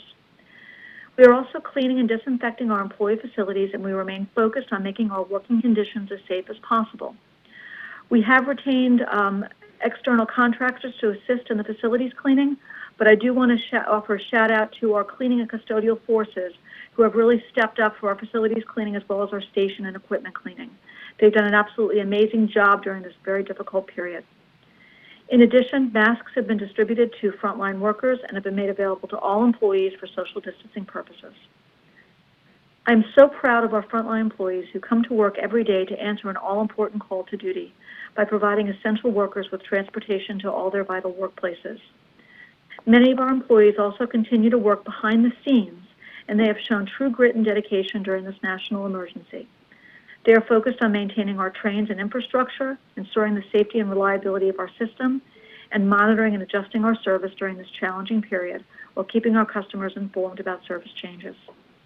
Our employees are demonstrating amazing dedication to providing service during this time. Room 216. And the essential workers who are doing their part are perhaps the humblest and least likely to be heralded by the public for their exceptional service. I'm truly proud to be working with such a professional workforce. The entire team at Metro North continues to amaze me every day, and their dedication inspires me. My thanks to our employees for keeping the region moving and helping us make it through this difficult time. In closing, I also want to provide a brief update on positive train control. Metro North remains on target to fully implement PTC across our territory by December 31st, 2020. As I mentioned at last month's board meeting, PTC has been fully implemented across the entire Hudson and Harlem lines, as well as within the state of Connecticut on the Danbury and New Canaan branches. We now have 74.5% of our route miles in full PTC functionality. That's 182.2 route miles. And we're focused on the next segment that will come online between Woodlawn and Stamford on the New Haven line. Also, during the weekend of March 27th, we performed the last cut-in segment for the new signal system on the Port Jervis line. This new signal system is now fully operational on the Port Jervis line, and it provides the backbone for full PTC operations. We have a single procurement this month. It's a non-competitive procurement for approval in the not-to-exceed amount of $1.6 million. It's a contract modification to the existing miscellaneous service contract with the firm of Dayton T. Brown, Inc. for additional staffing to support PTC fieldwork and to perform additional site visits. DTB's support to date has been a key factor in Metro North's adhering to its PTC implementation schedule, and their continued support is essential to efforts to achieve full compliance by the December 31st, 2020 federal deadline. I submit this procurement item to the board for its approval. May I have a vote for the MTA, for the Metro North April procurement item? I move it, Kathy. Thank you. Second. All in favor? Aye. Any opposed or abstentions? The procurement carries. Phil, would you give us a report with respect to the Long Island Railroad, please? Good morning, Mr. Chairman. My heart goes out to all who have been affected by this pandemic, and my deepest sympathies to all the families here at the MTA and across our communities that have lost loved ones to this deadly disease. And I ask that everyone keep the Kenny family in your thoughts and prayers as we mourn the loss of Ray Kenny, former acting Long Island Railroad president, who passed away from this deadly virus on Saturday. His love for the railroad community was unsurpassed, and in return, all its members loved him back.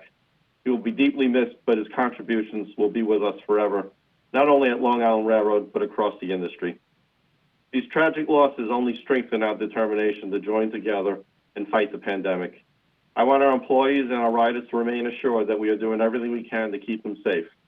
Our teams are hard at work each day, aggressively disinfecting our stations, our fleet, and our employee facilities. And while we continue to run robust essential service plan, we realize that these are some of the most important trips we are making in Long Island Railroad's 185-year history. We're also making sure that these frontline workers who are helping to save lives in this crisis can get to work and back home safely and reliably. Over the last 2 years, we have worked aggressively to address infrastructure needs and improve operations so we can provide a growing ridership with more reliable commute. The Long Island Railroad has always been integral to Long Island, and we take our job seriously for every customer we serve. But as we sit here today, even with ridership down more than 95%, our service is more vital than ever. I couldn't be more proud of how Long Island Railroad workforce has risen to this challenge. Through all this uncertainty, we continue to run safe and reliable service. Since March 27th, we have been nonstop in delivering our essential service plan, carrying critical personnel across Long Island.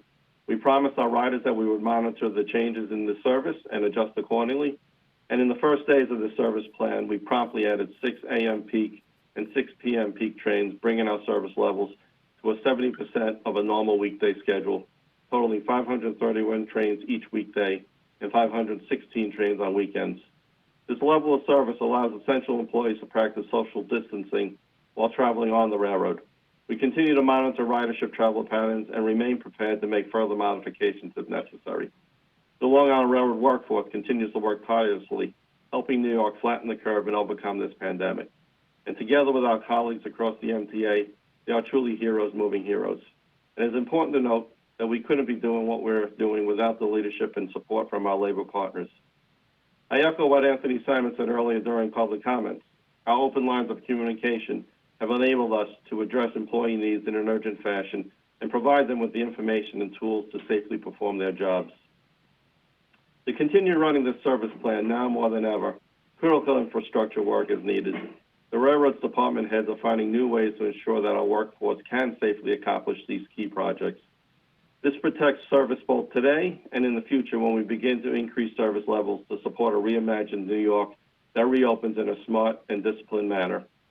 In March, we finished a variety of critical work on time and as planned, including platform repairs at St. Albans Station, the commissioning of new employee facility at the Mid-Suffolk Yard, continued support of the installation of the new substations in Freeport, and progress on Sandy rehab efforts in Long Beach. I particularly like to highlight the completion of City Good Repair concrete tie replacement work on the Ronkonkoma branch between Farmingdale and Ronkonkoma stations this past month. This work makes our stretch of Ronkonkoma branch even more reliable and safer than before. Additionally, our critical inspection and maintenance programs, such as the aggressive Sperry rail testing, which identifies hidden rail defects so we can proactively address them, avoiding potential issues, has proceeded without delay. It would be impossible to achieve this work without the diligence of my managers and members of our critical workforce, such as track, signal, power, and structure crews. We're not necessarily public-facing, but just as important in accomplishing our goals. We're all looking forward to the day when we get past this pandemic. It is imperative that we continue to deliver on key expansion projects as well, and we continue to work with MTA Construction and Development on both the mainline expansion and East Side Access projects.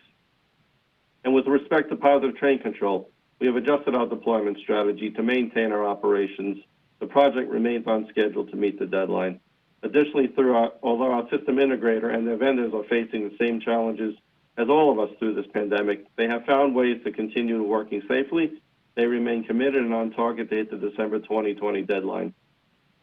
And despite the pandemic, in March, we resubmitted our safety plan to the FRA on schedule as committed, and we continue to add sections into extended revenue service demonstration. Progress is also being made with Amtrak and the FRA to address Amtrak's proposed alternative solution and ensure their onboard back-to-back software is interoperable as their trains pass through Harold interlocking. There's more information in the book. You can also find the rest of our reports in the book, which includes our on-time performance for March, which was 95.3%. So currently, to date, we've had 236 employees test positive at Long Island Railroad for the virus, and we've had a total of 407 in quarantine. The silver lining is that 116 employees that had the virus have returned to work, and a total of 758 have returned in totality from the quarantine. And we're constantly thinking of them, our colleagues across the MTA, and all their families as we pray for their full recoveries. I want to once again reassure the public that the Long Island Railroad and our workforce are here for you. We remain committed to providing the necessary level of service that our essential riders depend on. And I want both them and our employees to know I will do everything in my power to ensure that we support them as they demonstrate courage and determination in this battle against an unprecedented and deadly virus. We're proud members of our community, and because of that, we take this personally as we work to protect our friends, our family, and our colleagues against COVID-19. We will get through this together. And for those of you who can stay home, I want to thank you for doing so. To all the essential workers, including our own workforce, to my managers and labor partners, I'm proud to work with you as we support our workforce, both frontline employees and those working hard behind the scenes, from employees in HR, communications, safety, procurement, signal, power, track structures, legal departments, and many others, facing public-facing craft such as conductors, engineers, and station personnel. They're all coming together to make this happen every single day. You are heroes moving heroes. And lastly, for this month, we have one procurement that we're presenting with two separate parts for board approval. It's a non-competitive sole source procurement, and it entails exercising two separate options, both of which are original equipment manufacturer contracts for essential OEM replacement parts. One is on behalf of both Metro-North and Long Island Railroad for our shared M7 fleet for the Bombardier, and the other is for the LIRR's DEDM locomotive fleet with Progress Rail locomotive. The Bombardier contract option is for $220 million over 5 years, and the Progress Rail locomotive option is for $30 million over 2 years. I'd like to state that parts would only be paid for upon order and delivery, and only those parts that are necessary for service will be ordered. I would like to note that approval of this procurement also does not commit to the MTA to any minimum spending on this procurement, and only those necessary and prudent to ensure that Metro-North and Long Island Railroad have the ability to procure essential components and ensure that both our fleets can continue to run reliably and safely will be submitted. I hereby submit this procurement for board approval. Thank you, everyone. Phil, thank you. I'll make the motion to approve this procurement. Do I have a second? Second, Pat. Thank you, Kevin. One question, please. Yes, please. So I noticed that it's Bombardier supplying parts for the M9s, which are Kawasaki equipment. That's not proprietary? Bombardier can do that?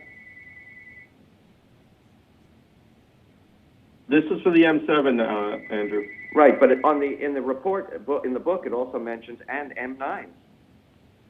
There are certain components that are consistent, that are stocked, and so it's components that are comparable being used. So they're not proprietary. Then. Not proprietary, exactly. Okay, thank you. Any other questions? All in favor? Any Any abstentions or noes? Thank you. Procurement carries. Sarah? Thank you. Thank you. Mr. Chairman, the men and women of New York City Transit are heroes and first responders. I'm going to go through our priorities and then happy to take questions. Priority 1 is continuing to be the heroes who are moving the heroes. We are providing safe and reliable service for the essential workers who continue to get New York through this crisis. Since moving to our essential service plan a few weeks ago in order to respond to crew availability issues, service and reliability have steadily improved. Even with thousands of our workers still out with illness or quarantined, we are now hitting about, I just looked at the most recent numbers this morning, 95% of our essential service on any given weekday. And we've addressed sporadic crowding issues proactively by managing to increase service on the 2 line despite crew absences and adding bus service. We've also worked closely with the police to assist with crowding. Priority 2, doing everything we can to keep our workforce safe at this time.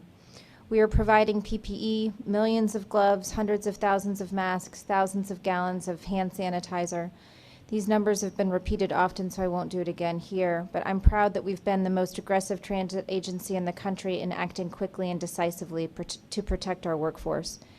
Being on the leading edge of this virus and crisis has been a massive challenge, as you know, and I think everyone at MTA in New York and in the country would agree. We wish the country had been better prepared for this in terms of PPE availability for manufacturers. But I'm grateful to the procurement team for the supplies they've been able to procure and for the teams who have efficiently moved it throughout the system to our workers, and particularly to the workforce for their patience as we've distributed it. There will always be challenges distributing anything to a workforce of tens of thousands of people who report to more than 1,000 reporting locations. But I have repeated to our workforce over and over again, if you show up for work and you do not have the PPE you need, raise your hand, tell your manager, tell your supervisor, email me, and we will make sure you get what you need. Each of us hears from a handful of people here and there, and in every case, PPE has either been readily available, which is almost always the case, or has been delivered or refreshed immediately, and I thank the team for being able to provide that. Priority 3 has been keeping the system safe and secure for our employees and our riders. There is no excuse but for our system to be as safe and secure as it can possibly be, and we have taken and will continue to take all necessary measures to ensure system safety. Mr. Chairman, I also want to address the incident that occurred, the crime that occurred at 110th Street on Friday, March 27th. On that day, a horrendous and allegedly intentionally set fire raced through the 110th Street station and Operator Garrett Goebel, conductor Rigoberto Mendez, and off-duty conductor Colin Baird evacuated passengers safely. Operator Goebel, attempting to escape the fire and the resulting heavy smoke, lost his life. Mr. Chairman, this incident has been devastating for the New York City Transit family. We wish comfort and peace for Garrett's wife, Delilah, his mother, Vicky, his 2 young sons, and everyone who loved him and cared for him. Mr. Chairman, I want to close by offering my heartfelt thanks to the workforce, the 51,000 men and women who continue to work on behalf of New York City and the public, and to their families, their spouses and children and parents who worry about them and who wait for them to come home each day. We are grateful to them as well, and we know that their sacrifices are very real and deep. Thank you. Thank you, Sarah. Danny, would you report on bridges and tunnels, please? Yes, thank you, Mr. Chairman.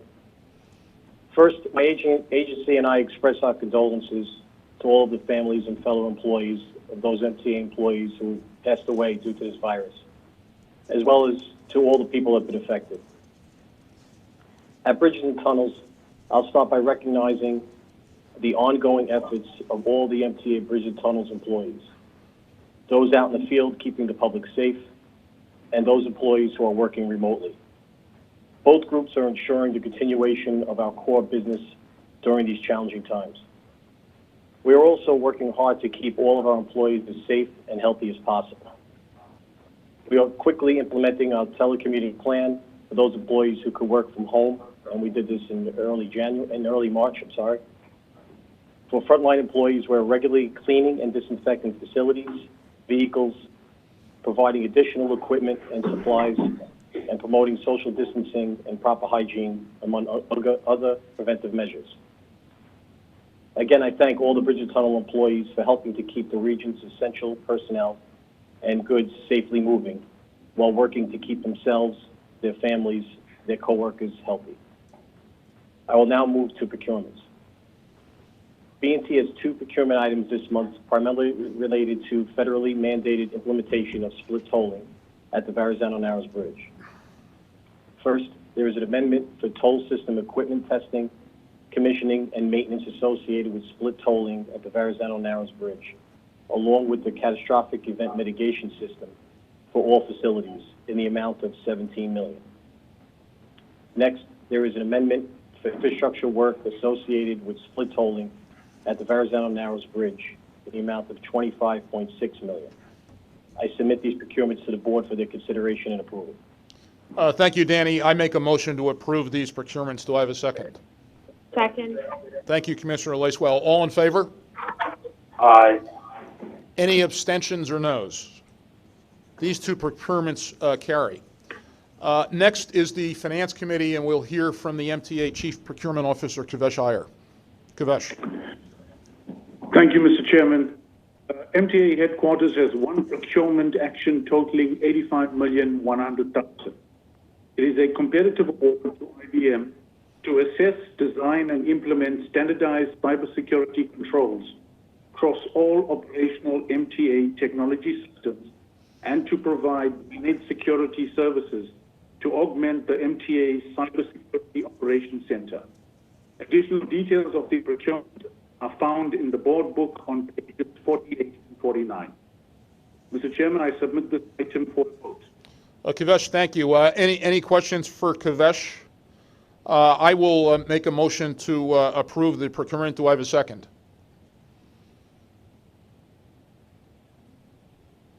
Second, anybody? Yes. Second. Thank you. All in favor? Aye. Any opposed or abstentions? Thank you. The procurement carries. David Florio will introduce real estate items. 2. Thank you, Mr. Chairman. Real estate has 2 action items for consideration and approval, both for New York City Transit. The first is with Jamestown, owner of 1 Times Square, for the placement of elevator shafts within the Times Square shuttle platform area in support of the redevelopment of their building above and adjacent to the station. Bob Haley, Director of Transit Oriented Development, is on the line to answer any questions regarding this transaction. The second transaction is with the landlord National Resources to facilitate the placement of radio equipment and antenna on the roof of 29 Wells Street in Yonkers to enhance and support New York City Transit's bus radio system. There are, in addition, Mr. Chairman, 4 information items, and I'm happy to answer any questions regarding any and all of the items. Thank you, David. David? Any questions for David? Yes, it's not a question, but there's also a couple of items in real estate referring to the Sheepshead Bay Station in Brooklyn, and it's referred to incorrectly as Sheepshead Bay Road Station, so you may want to change it to Sheepshead Bay. Thank you very much, Commissioner. Thank you, Andrew. Anybody else? I'll make a motion to approve the real estate items. Second. Thank you, Commissioner Schwartz. All in favor? Any opposed or abstentions? Thank you. The real estate items carry. And now I'm going to turn to Chief Security Officer Pat Warren. Good morning. Thank you.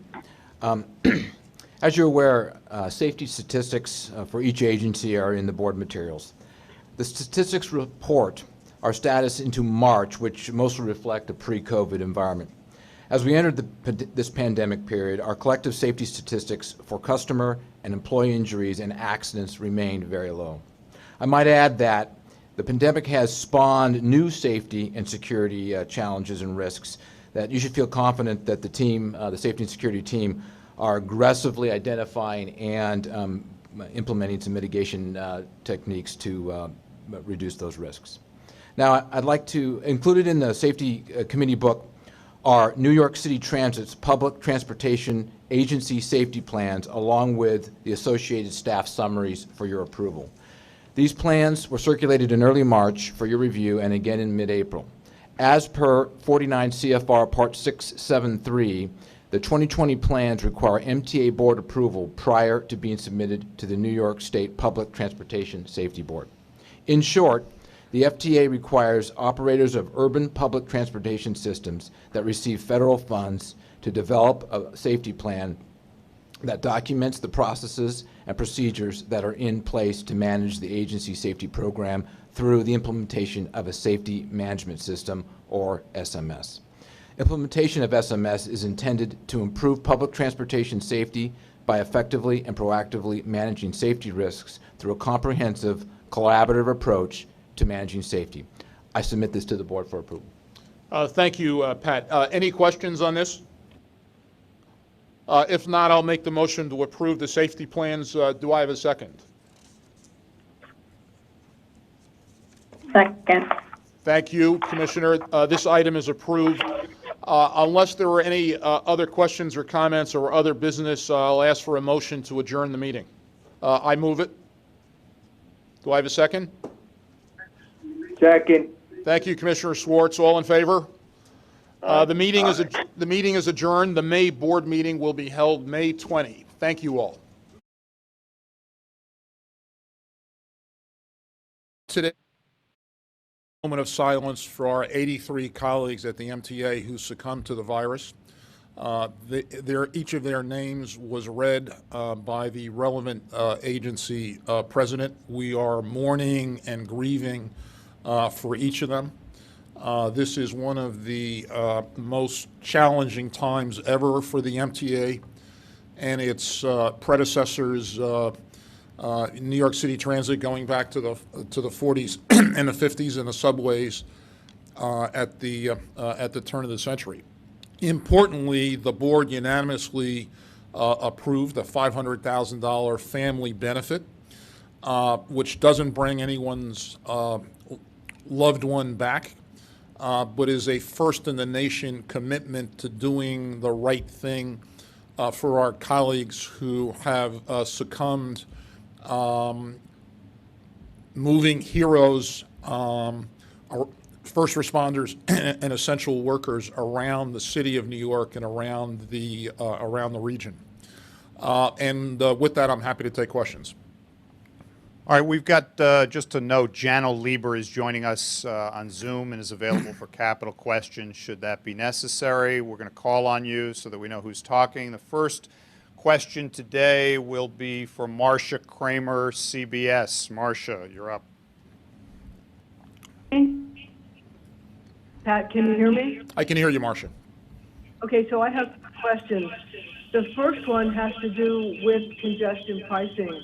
Will congestion pricing go through? What's the timetable? Is it something you need more than ever, or because of the crisis, you're not going to be able to do it? And my second question has to do with what you plan to do with the increasing problem of homeless on the subways. Yeah, so on congestion pricing, Central Business District tolling, Marcia, from a project point of view, in terms of the things the MTA can control, we're moving forward with Central Business District tolling. It is on schedule from a project point of view. Despite the fact that we furnished US DOT with the information they had required in January of this year, we still do not have a decision on which environmental process they prefer, a long one or a short one. Frankly, we're indifferent. We just want to be told.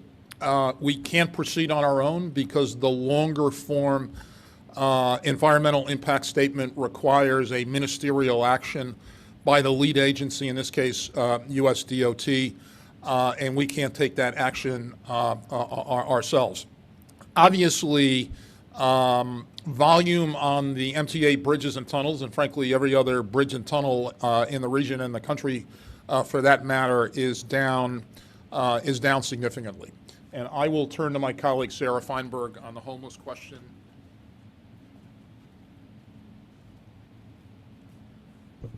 Okay, so I've commented on this before. You know, we are frustrated by the ongoing issue of a number of what feels like an increasing number of members of the homeless population in the system.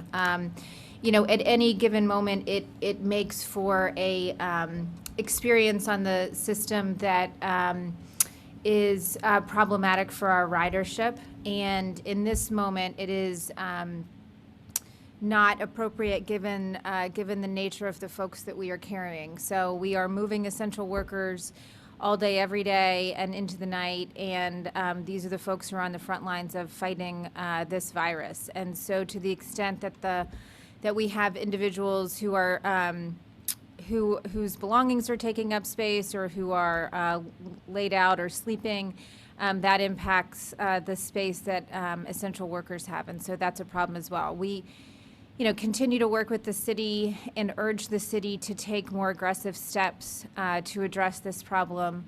It is without a doubt a city obligation and responsibility. The MTA continues to deal with it on our own, which we have been doing for many months. We continue to do so with our overnight shifts of MTA police and through a contract with the BRC to move people off the trains and offer services, shelters, safe haven beds, and hotel rooms. And we are continuing to look at what else we can do to move folks off of trains and make sure that there's room for essential workers. But we stay in close contact with the NYPD and the city, but I think it's safe to say everyone here is losing patience with the situation. Next question is from Steve Nesson, WNYC. Steve, you are up. Hey, guys. Just a question. How much money has the MTA budgeted for the family benefit that was passed today? And how much do you expect it's going to cost, and how are you going to pay for that? And just to follow up, what is the plan for opening the L train tunnel, the completion of the work?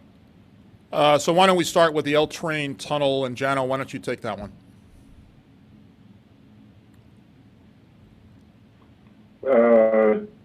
Sure. We're moving forward with the L train project, and we've not lost any schedule. But as far as when we're ready to get it finished and let you know, we'll let you know as soon as that milestone has been reached. Steve, with respect to the other question, the family benefits will be paid out of MTA funds involving no pension funds. We believe we clearly have the capability to make good on the family benefit that was unanimously approved by the board a year ago, and don't see any issue in making good on that commitment in full. Next question is Dan Rivoli of New York One. Dan. Hi, Pat. Hi, Dan.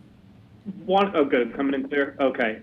Wanted to ask if you or your fellow MTA executives have given any thought to what the MTA is going to do when the inevitable restarting of the city returns and you start to see ridership trickling back up to that 60% mark of pre-pandemic levels by the end of the year.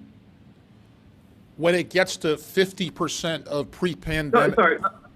Sorry. In your last availability, it was said that by the end of the year, the MTA anticipates about 60% of ridership back from pre-pandemic levels, so it won't be 100%. So, but my question is, what has the MTA given any thought to what it's going to do when the city inevitably restarts this year and ridership starts kind of coming back up from its rock bottom levels? Yeah, so Dan, we have given it a great deal of thought. We've consulted with the public transit trade associations and agencies around the country and around the world to learn what they are doing.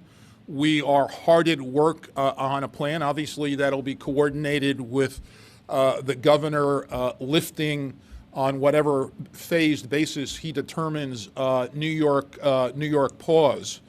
And we are very focused on customers, employees, disinfecting, cleaning, and social distance on trains and buses. We will continue all the steps that Pat Warren, Chief Safety Officer, described at today's board meeting. We continue to add to that portfolio of customer and employee-driven health and safety issues, and we are, far into a plan for increasing service as New York pause is lifted. All right, the next question is from Paul Berger of The Wall Street Journal. Paul. Hi, Pat. How are you doing? Good, Paul. How are you? Good, thanks. My question is about the MTA seems to be emphasizing a lot about all the work it's doing to protect workers. And I noted that today, when Jano was talking about everything that his team were doing, one of the main pieces of evidence he used to show how well they protected workers was the small number of people who've been infected and the extremely low death count. So I was just wondering, in terms of the extremely high death count amongst New York City transit workers, do you think like that the data speaks for itself and that it shows that the MTA didn't do enough to protect its workers, especially in those early weeks? No, I don't think so at all. Look, we are mourning and grieving the loss of every one of our colleagues who succumbed to the virus.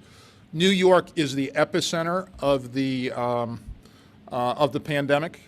The transit workers who have passed away are, the data suggests, primarily male. Many of them have underlying medical conditions, which the public health officials tell us is an issue with respect to the ability to survive this. And the features put in place across the MTA, including construction and development, involve the same PPE, the same number of gloves, masks, et cetera, that we have distributed since the beginning of the pandemic on March 1st. No one knows in the public transit world how the virus was spread, under what conditions it was spread. As you know, I suffered from a mild case, luckily mild case. I have no idea as to how or when I came into contact with the virus. I have no idea as to whether I passed it along to anybody else. Just don't know. And epidemiologists and public health officials are going to have to figure this out as the pandemic continues and hopefully soon subsides. Do you regret at all the fact that some subway and bus workers were told that they weren't allowed to wear masks, or that they weren't provided with masks when they asked for them again in those early weeks, given that they were a high-risk category? Yeah, Paul, I regret that the CDC and the World Health Organization gave the advice that they did. And as you know, we changed our policies prior to the World Health Organization and the CDC changing. I do regret they gave that advice to the entire country. Next question is from Dana Rubenstein of Politico. Dana. Hi, Pat. Dana. I'm curious if you have any regrets about trusting health guidance from a federal government led by a president who's been very dismissive of the virus, and in light of the federal health authorities' own shoddy record on that front after 9/11, when Christine Todd Whitman advised everyone that the air was safe to breathe. Well, look, the World Health Organization, international body, and CDC provided the same advice. The CDC is the branch of the federal government that deals with epidemics and pandemics. The World Health Organization is the international organization on these issues. I think everybody in the country regrets the failings of the CDC and the issues with respect to the World Health Organization. I regret they gave the advice they did to the entire country. And we go to David Meyer of The Post. David.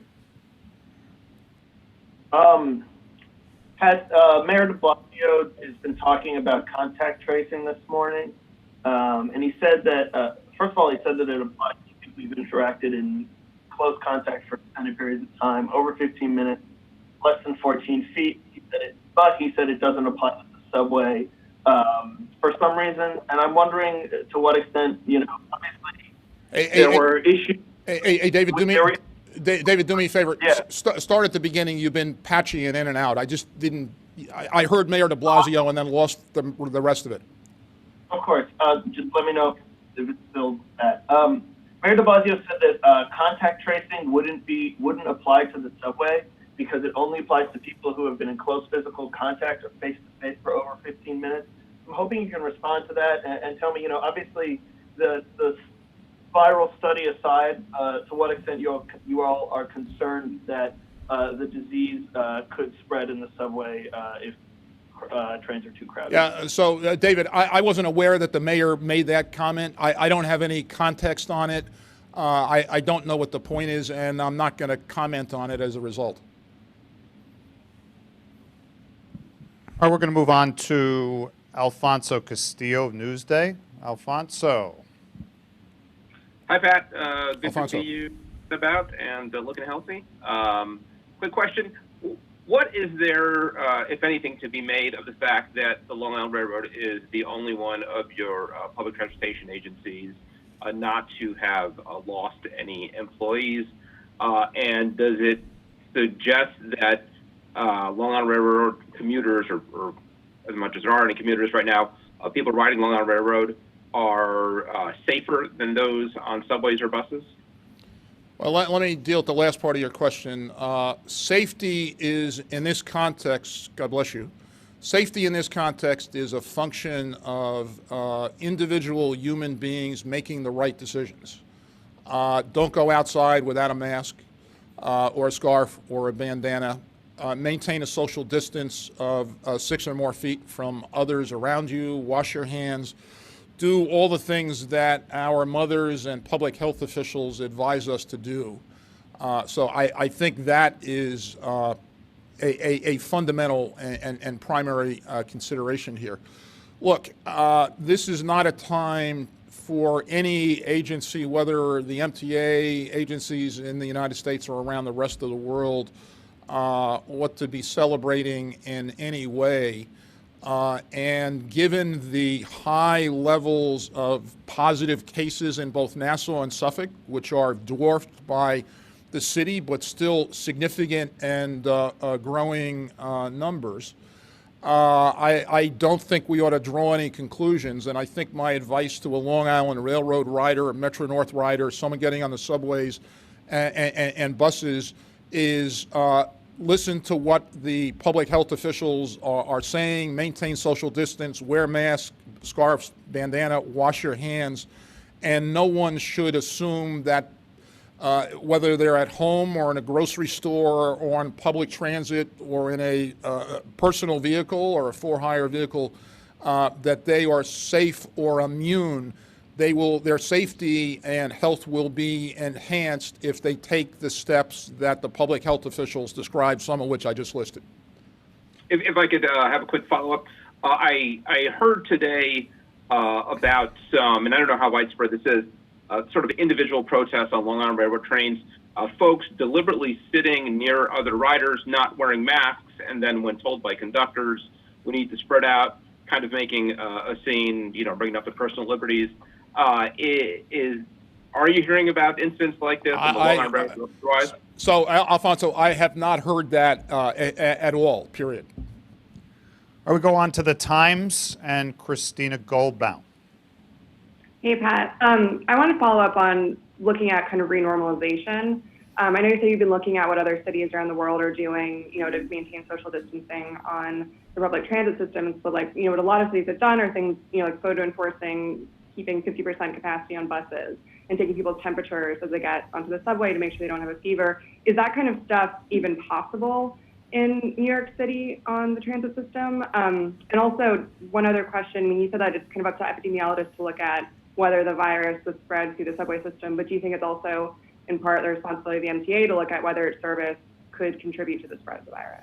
Well, look, on who ought to determine how the virus spread on public transit in general in New York or California or Singapore, I think that's best left to public health officials and epidemiologists. I know the governor just announced a significant contribution grant by Mayor Bloomberg with Johns Hopkins on on contact tracing, but I will leave that to medical and epidemiological and public health officials who are in a position, who have the capacity and the expertise to handle it. Christina, I would answer the first part of your question in this way. We are looking intensively at what other agencies around the world and the country are doing. Obviously, to assure the public and our employees that it is safe to ride, there will be, going forward, a higher level of disinfecting required. We have been looking for weeks at some of these alternatives, some of which are quite promising. Obviously, the temperature brigade, which at this point has taken temperatures of about 35,000 more or less MTA workers, I think is incredibly helpful. I think that building on the work that was done in the temperature brigade with respect to disinfecting and some of the other steps that Pat Warren, the Chief Safety Officer, described at the meeting today are, you can be assured, among the things that we are looking at going forward as the governor begins, when he determines to lift New York pause. But in terms of even like maintaining social distance between riders, making sure riders aren't sick when they get onto the subway, what possibilities exist to make sure people are taking? Well, look, I think there are lots of possibilities. I think going back to the 1918 flu, one of the things that employers in the city of New York did was to stagger business hours. I think that's clearly something that is on the list. That's not an MTA. That's not something the MTA can mandate. But obviously, the governor and mayor could take steps along that way, and there is a history in New York of having done that with respect to the pandemic, a little over 100 years ago. If I have it right, I think that J.P. Morgan sent a communication, for instance, big important New York employer, sent a communication to its employees yesterday that as J.P. Morgan ramps up its in-office presence, obviously following the directive of the governor and other officials, governors around the country, but in the case of New York, Governor Cuomo suggested that they were looking at and would be putting in place a staggered workday. And I think that things like that, this is not just making the subways feel and be safe for customers and employees, is not just a question, obviously, of MTA actions, although MTA is going to play an important role, but governmental officials making decisions and business leaders making decisions on staggering the workday, having people come in 3 days a week as opposed to 5, those types of steps will obviously help with the social density issue and with the 6 feet apart. And now Dave Colon of Streets Block. Dave, you're up. Hey, Pat. How you doing? Good. How are you? Oh, party over here all the time. Kind of to follow up on what Christina was just talking about, there are reports, initial data out of China saying that people are switching over to private cars instead of trains and buses. There are people around the tri-state area who are saying that they like trains, but are kind of a little titchy about getting on them at this point. I mean, what is the MTA going to do besides tell people, hey, we're cleaning, we're doing our best, we all understand that, but what are they going to do to instill confidence in people that it is safe to get on the train, especially because you need people to get on the train to, get things back to normal? Well, look, David, I've read those reports coming out of Wuhan as well. I think the first things that come to mind are customers have to act in accordance with the directives from the governor, from public health officials. So that means wear a mask. First, if you're at this point, if you're not an essential employee or a first responder, don't get on the subways, don't get on buses, stay home. If you're sick, don't get on a subway or a bus. That is good advice, frankly, at any time. Beyond that, we are looking at what agencies around the country have done. What worked from a public point of view in terms of disinfecting is going to have to be taken to a new level.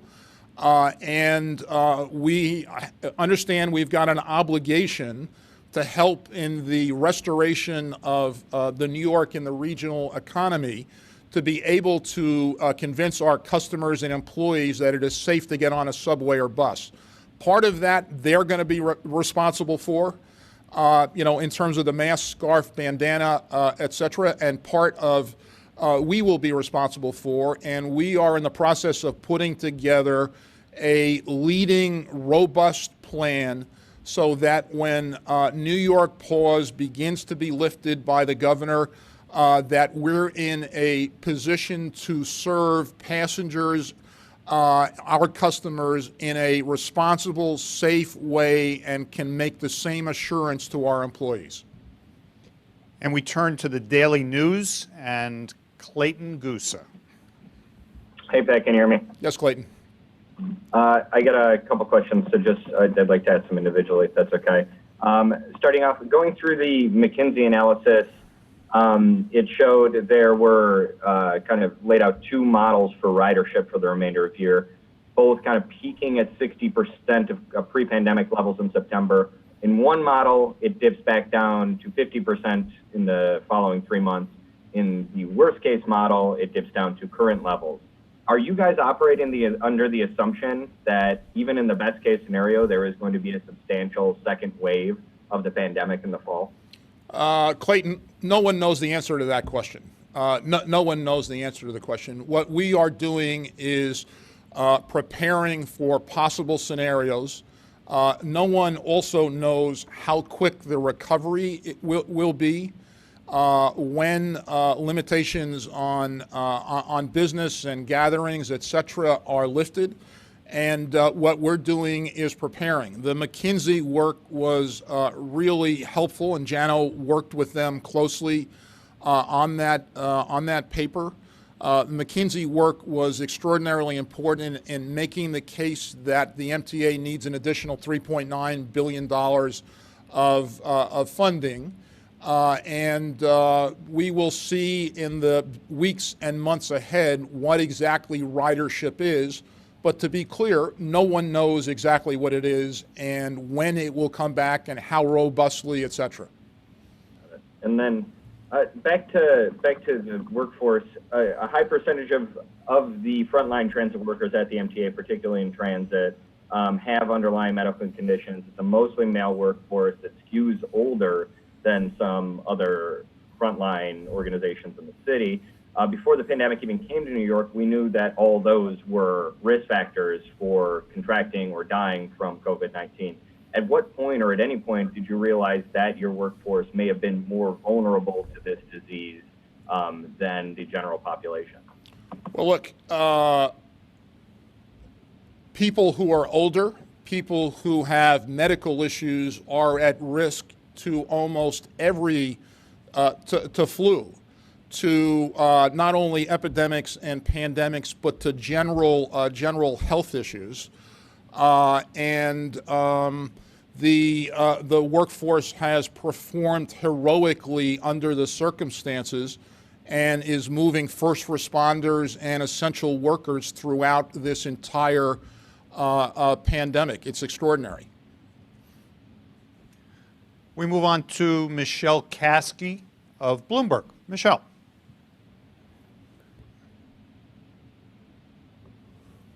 Hello, thank you.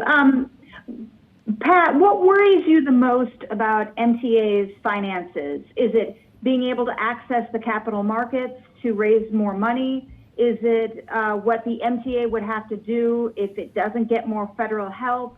Is it getting more bank lines of credit? I mean, what's really the most pressing financial problem for the MTA right now? Bob Foran, our CFO, described the challenge today as one of unprecedented magnitude. I'm going to ask Bob to step here. Thank you. Thank you. All of those are issues. We need liquidity so that we can move forward until we have the federal funds in hand. We need market access because we do have debt that's maturing. We have an operating budget that we're going to have to close. because we do need to have a permanent solution. The permanent solution really is going to depend upon how quickly ridership recovers, how quickly the economy recovers. So I can't say that any one is more important than the other, but they're all happening at the same time.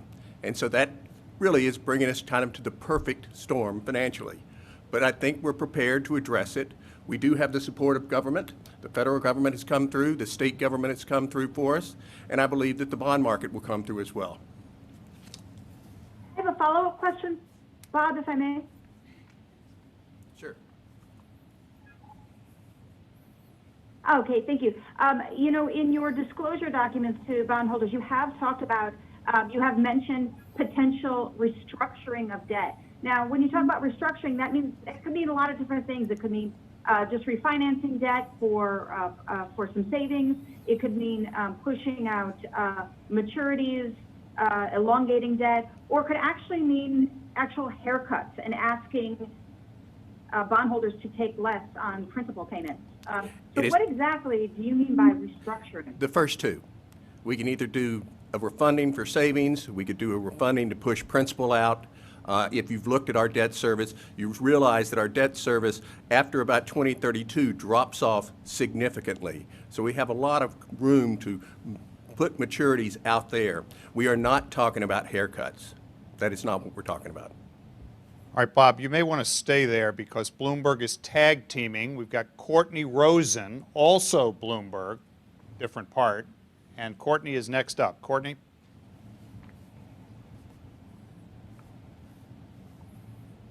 Well, perhaps Courtney is satisfied with the colleague, and we're going to move right on to Mark Hallam of AM New York. Mark, you're up. Hey, Pat. I'm wondering if there's been any consideration to taking advantage of the FTA's COVID-19 emergency relief program. And I also want to know if you've reconsidered postponing any. Sorry, Mark, go back to the beginning. I just didn't hear the question. Oh, okay. I was wondering if there's been any consideration towards taking advantage of grants through the FTA's COVID-19 emergency relief fund. And then I've got another one. So the answer is we've been briefed by the FTA. A number of people here have been briefed by the FTA on that program. We are going to apply to every applicable federal program that the MTA is eligible for. Is that something you're hopeful to getting? You think the MTA will get it? Well, look, I don't want that, which is an important program, to detract or to draw attention away from the $3.9 billion ask, which I ought to note is one that enjoys bipartisan support in the New York congressional delegation and newspaper endorsements from the Daily News, the New York Post, and Newsdays, different perspectives. But every available federal grant program the MTA is eligible for with respect to the pandemic, we intend to access. Okay. And my second question is, have you given any reconsideration towards postponing any facets of the Fast Forward plan?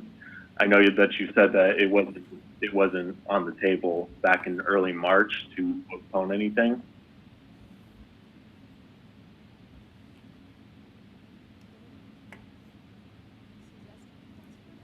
Yeah, sorry, Mark. Yeah. Yeah, give that to us again, if you would. Yeah, has there been any reconsideration towards postponing anything in the current capital plan? Ah, okay. Jano?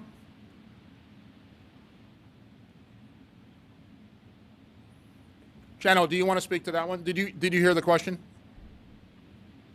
I did. Okay. There's no at this point, I think we've said a couple times, I think what we said pretty clearly a couple times is there's no decisions have been made about any permanent cancellation or delay of any particular element of the 2024 capital program.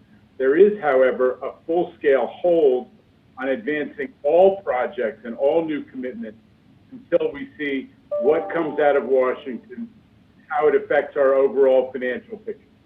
That's the answer, Mark. All right, we're going to move on now, or move back, really, to Courtney from Bloomberg. Is going to try again, has asked for another opportunity. Courtney, go ahead. Hi, thanks for taking the question. Is there a perfect situation for you to protect your workers right now? Perfect or ideal, or a situation on supplies and whatever it is you need to protect them, and how does that differ from what you have right now? Look, I don't know that there's a perfect, I don't know there's a perfect solution. Let me ask Pat Warren to come up and talk about the steps that we've taken and the evolution in for instance, the temperature brigade. Hi. So, as Pat Foy just said, there's no perfect solution out there. You know, in our daily lives, we go about our daily lives, you know, whether you go to the grocery store or whatnot, you've got to you've got to do smart stuff every day, and it goes to doing all the things that people recognize as good things to do, and that's good hygiene, that's wearing a mask when you can't sustain social distancing and the like. But for our own workers, we have not only reinforcing those conditions, but also, for example, we just talked about the temperature brigade. This is an opportunity, and we continue to expand it as we get more resources, to ensure that an employee that comes to work, if we identify them right off the bat as being ill with a fever, then we can send that person home so that they are get better because they're clearly ill, and that they don't have the opportunity to contaminate, at least at that moment, the rest of the workforce. So we are learning from not only what's going on in the rest of the world, but also what's going on here in New York City, so that we can apply these best practices as they are identified and as resources are available to do just what you prescribed. And a follow-up, if I may, has the funding that came from the federal government, the Federal Transit Administration, helped you on that at all? I'm sorry, would you say that again? Yes. Has the funding from the Federal Transit Administration, the money that came from the CARES Act, helped you reach that goal at all of scanning temperatures or otherwise protecting your workers? So let me answer that question. If you're referring to the $3.8 billion, the first piece, that money has been allocated to the MTA. The FTA has acted expeditiously. We have not yet received it. So the disinfecting effort and the other steps we've put in place are being paid for by the MTA. Obviously, when we receive that funds, it will help offset the decline in revenues from ridership declines, the declines in dedicated taxes, as well as the increase in operating costs in terms of responding to the pandemic. All right, we're down to the last two. We're going to go back to Dana at Politico, and then we're going to close it the way we started with Marcia Kramer of CBS. Dana, you're first up. Hi, thanks. Two quick questions, or what I hope are quick questions. First, does the 83-person death toll include suspected deaths or merely confirmed COVID deaths? And my second question is, what are you envisioning as far as the memorial to the fallen workers? So Dana, with respect to the memorial, as I said at the board meeting, we will talk with the families and with union leaders on what's appropriate. It's too early to describe, what that might look like, where it would be located, et cetera. Those questions are premature, but we will talk with the families and with union leaders. And sorry, the first part of the question was what? All right, the 83-person death count, does that include suspected COVID deaths or merely confirmed COVID deaths? The answer is both. Both. Okay. All right, we're going to go to Marcia Kramer of CBS to wrap things up. Marcia. Pat, I have some follow-up questions about congestion pricing. First of all, if you're waiting for the US DOT to do the environmental impact study, et cetera, will that delay the expected January 1st start of congestion pricing? And then the follow-up questions are, when will the Mobility Commission or committee be appointed, and how far along are you in your design, in developing a design for what the actual furniture will look like when you do the congestion pricing. Is all of that on track? Or yeah, as I said, Marcia, the work that the work the MTA controls and is responsible for is on time. Point one. Point two is, just to be clear, the environmental impact statement is prepared by the MTA, in this case, Triborough Bridge and Tunnel Authority. It's reviewed by the lead agency, USDOT. And we continue to wait for the DOT to determine what environmental process, the short one, environmental assessment, or the long one, a environmental impact statement. As I said before, we're largely indifferent. We just want to be told.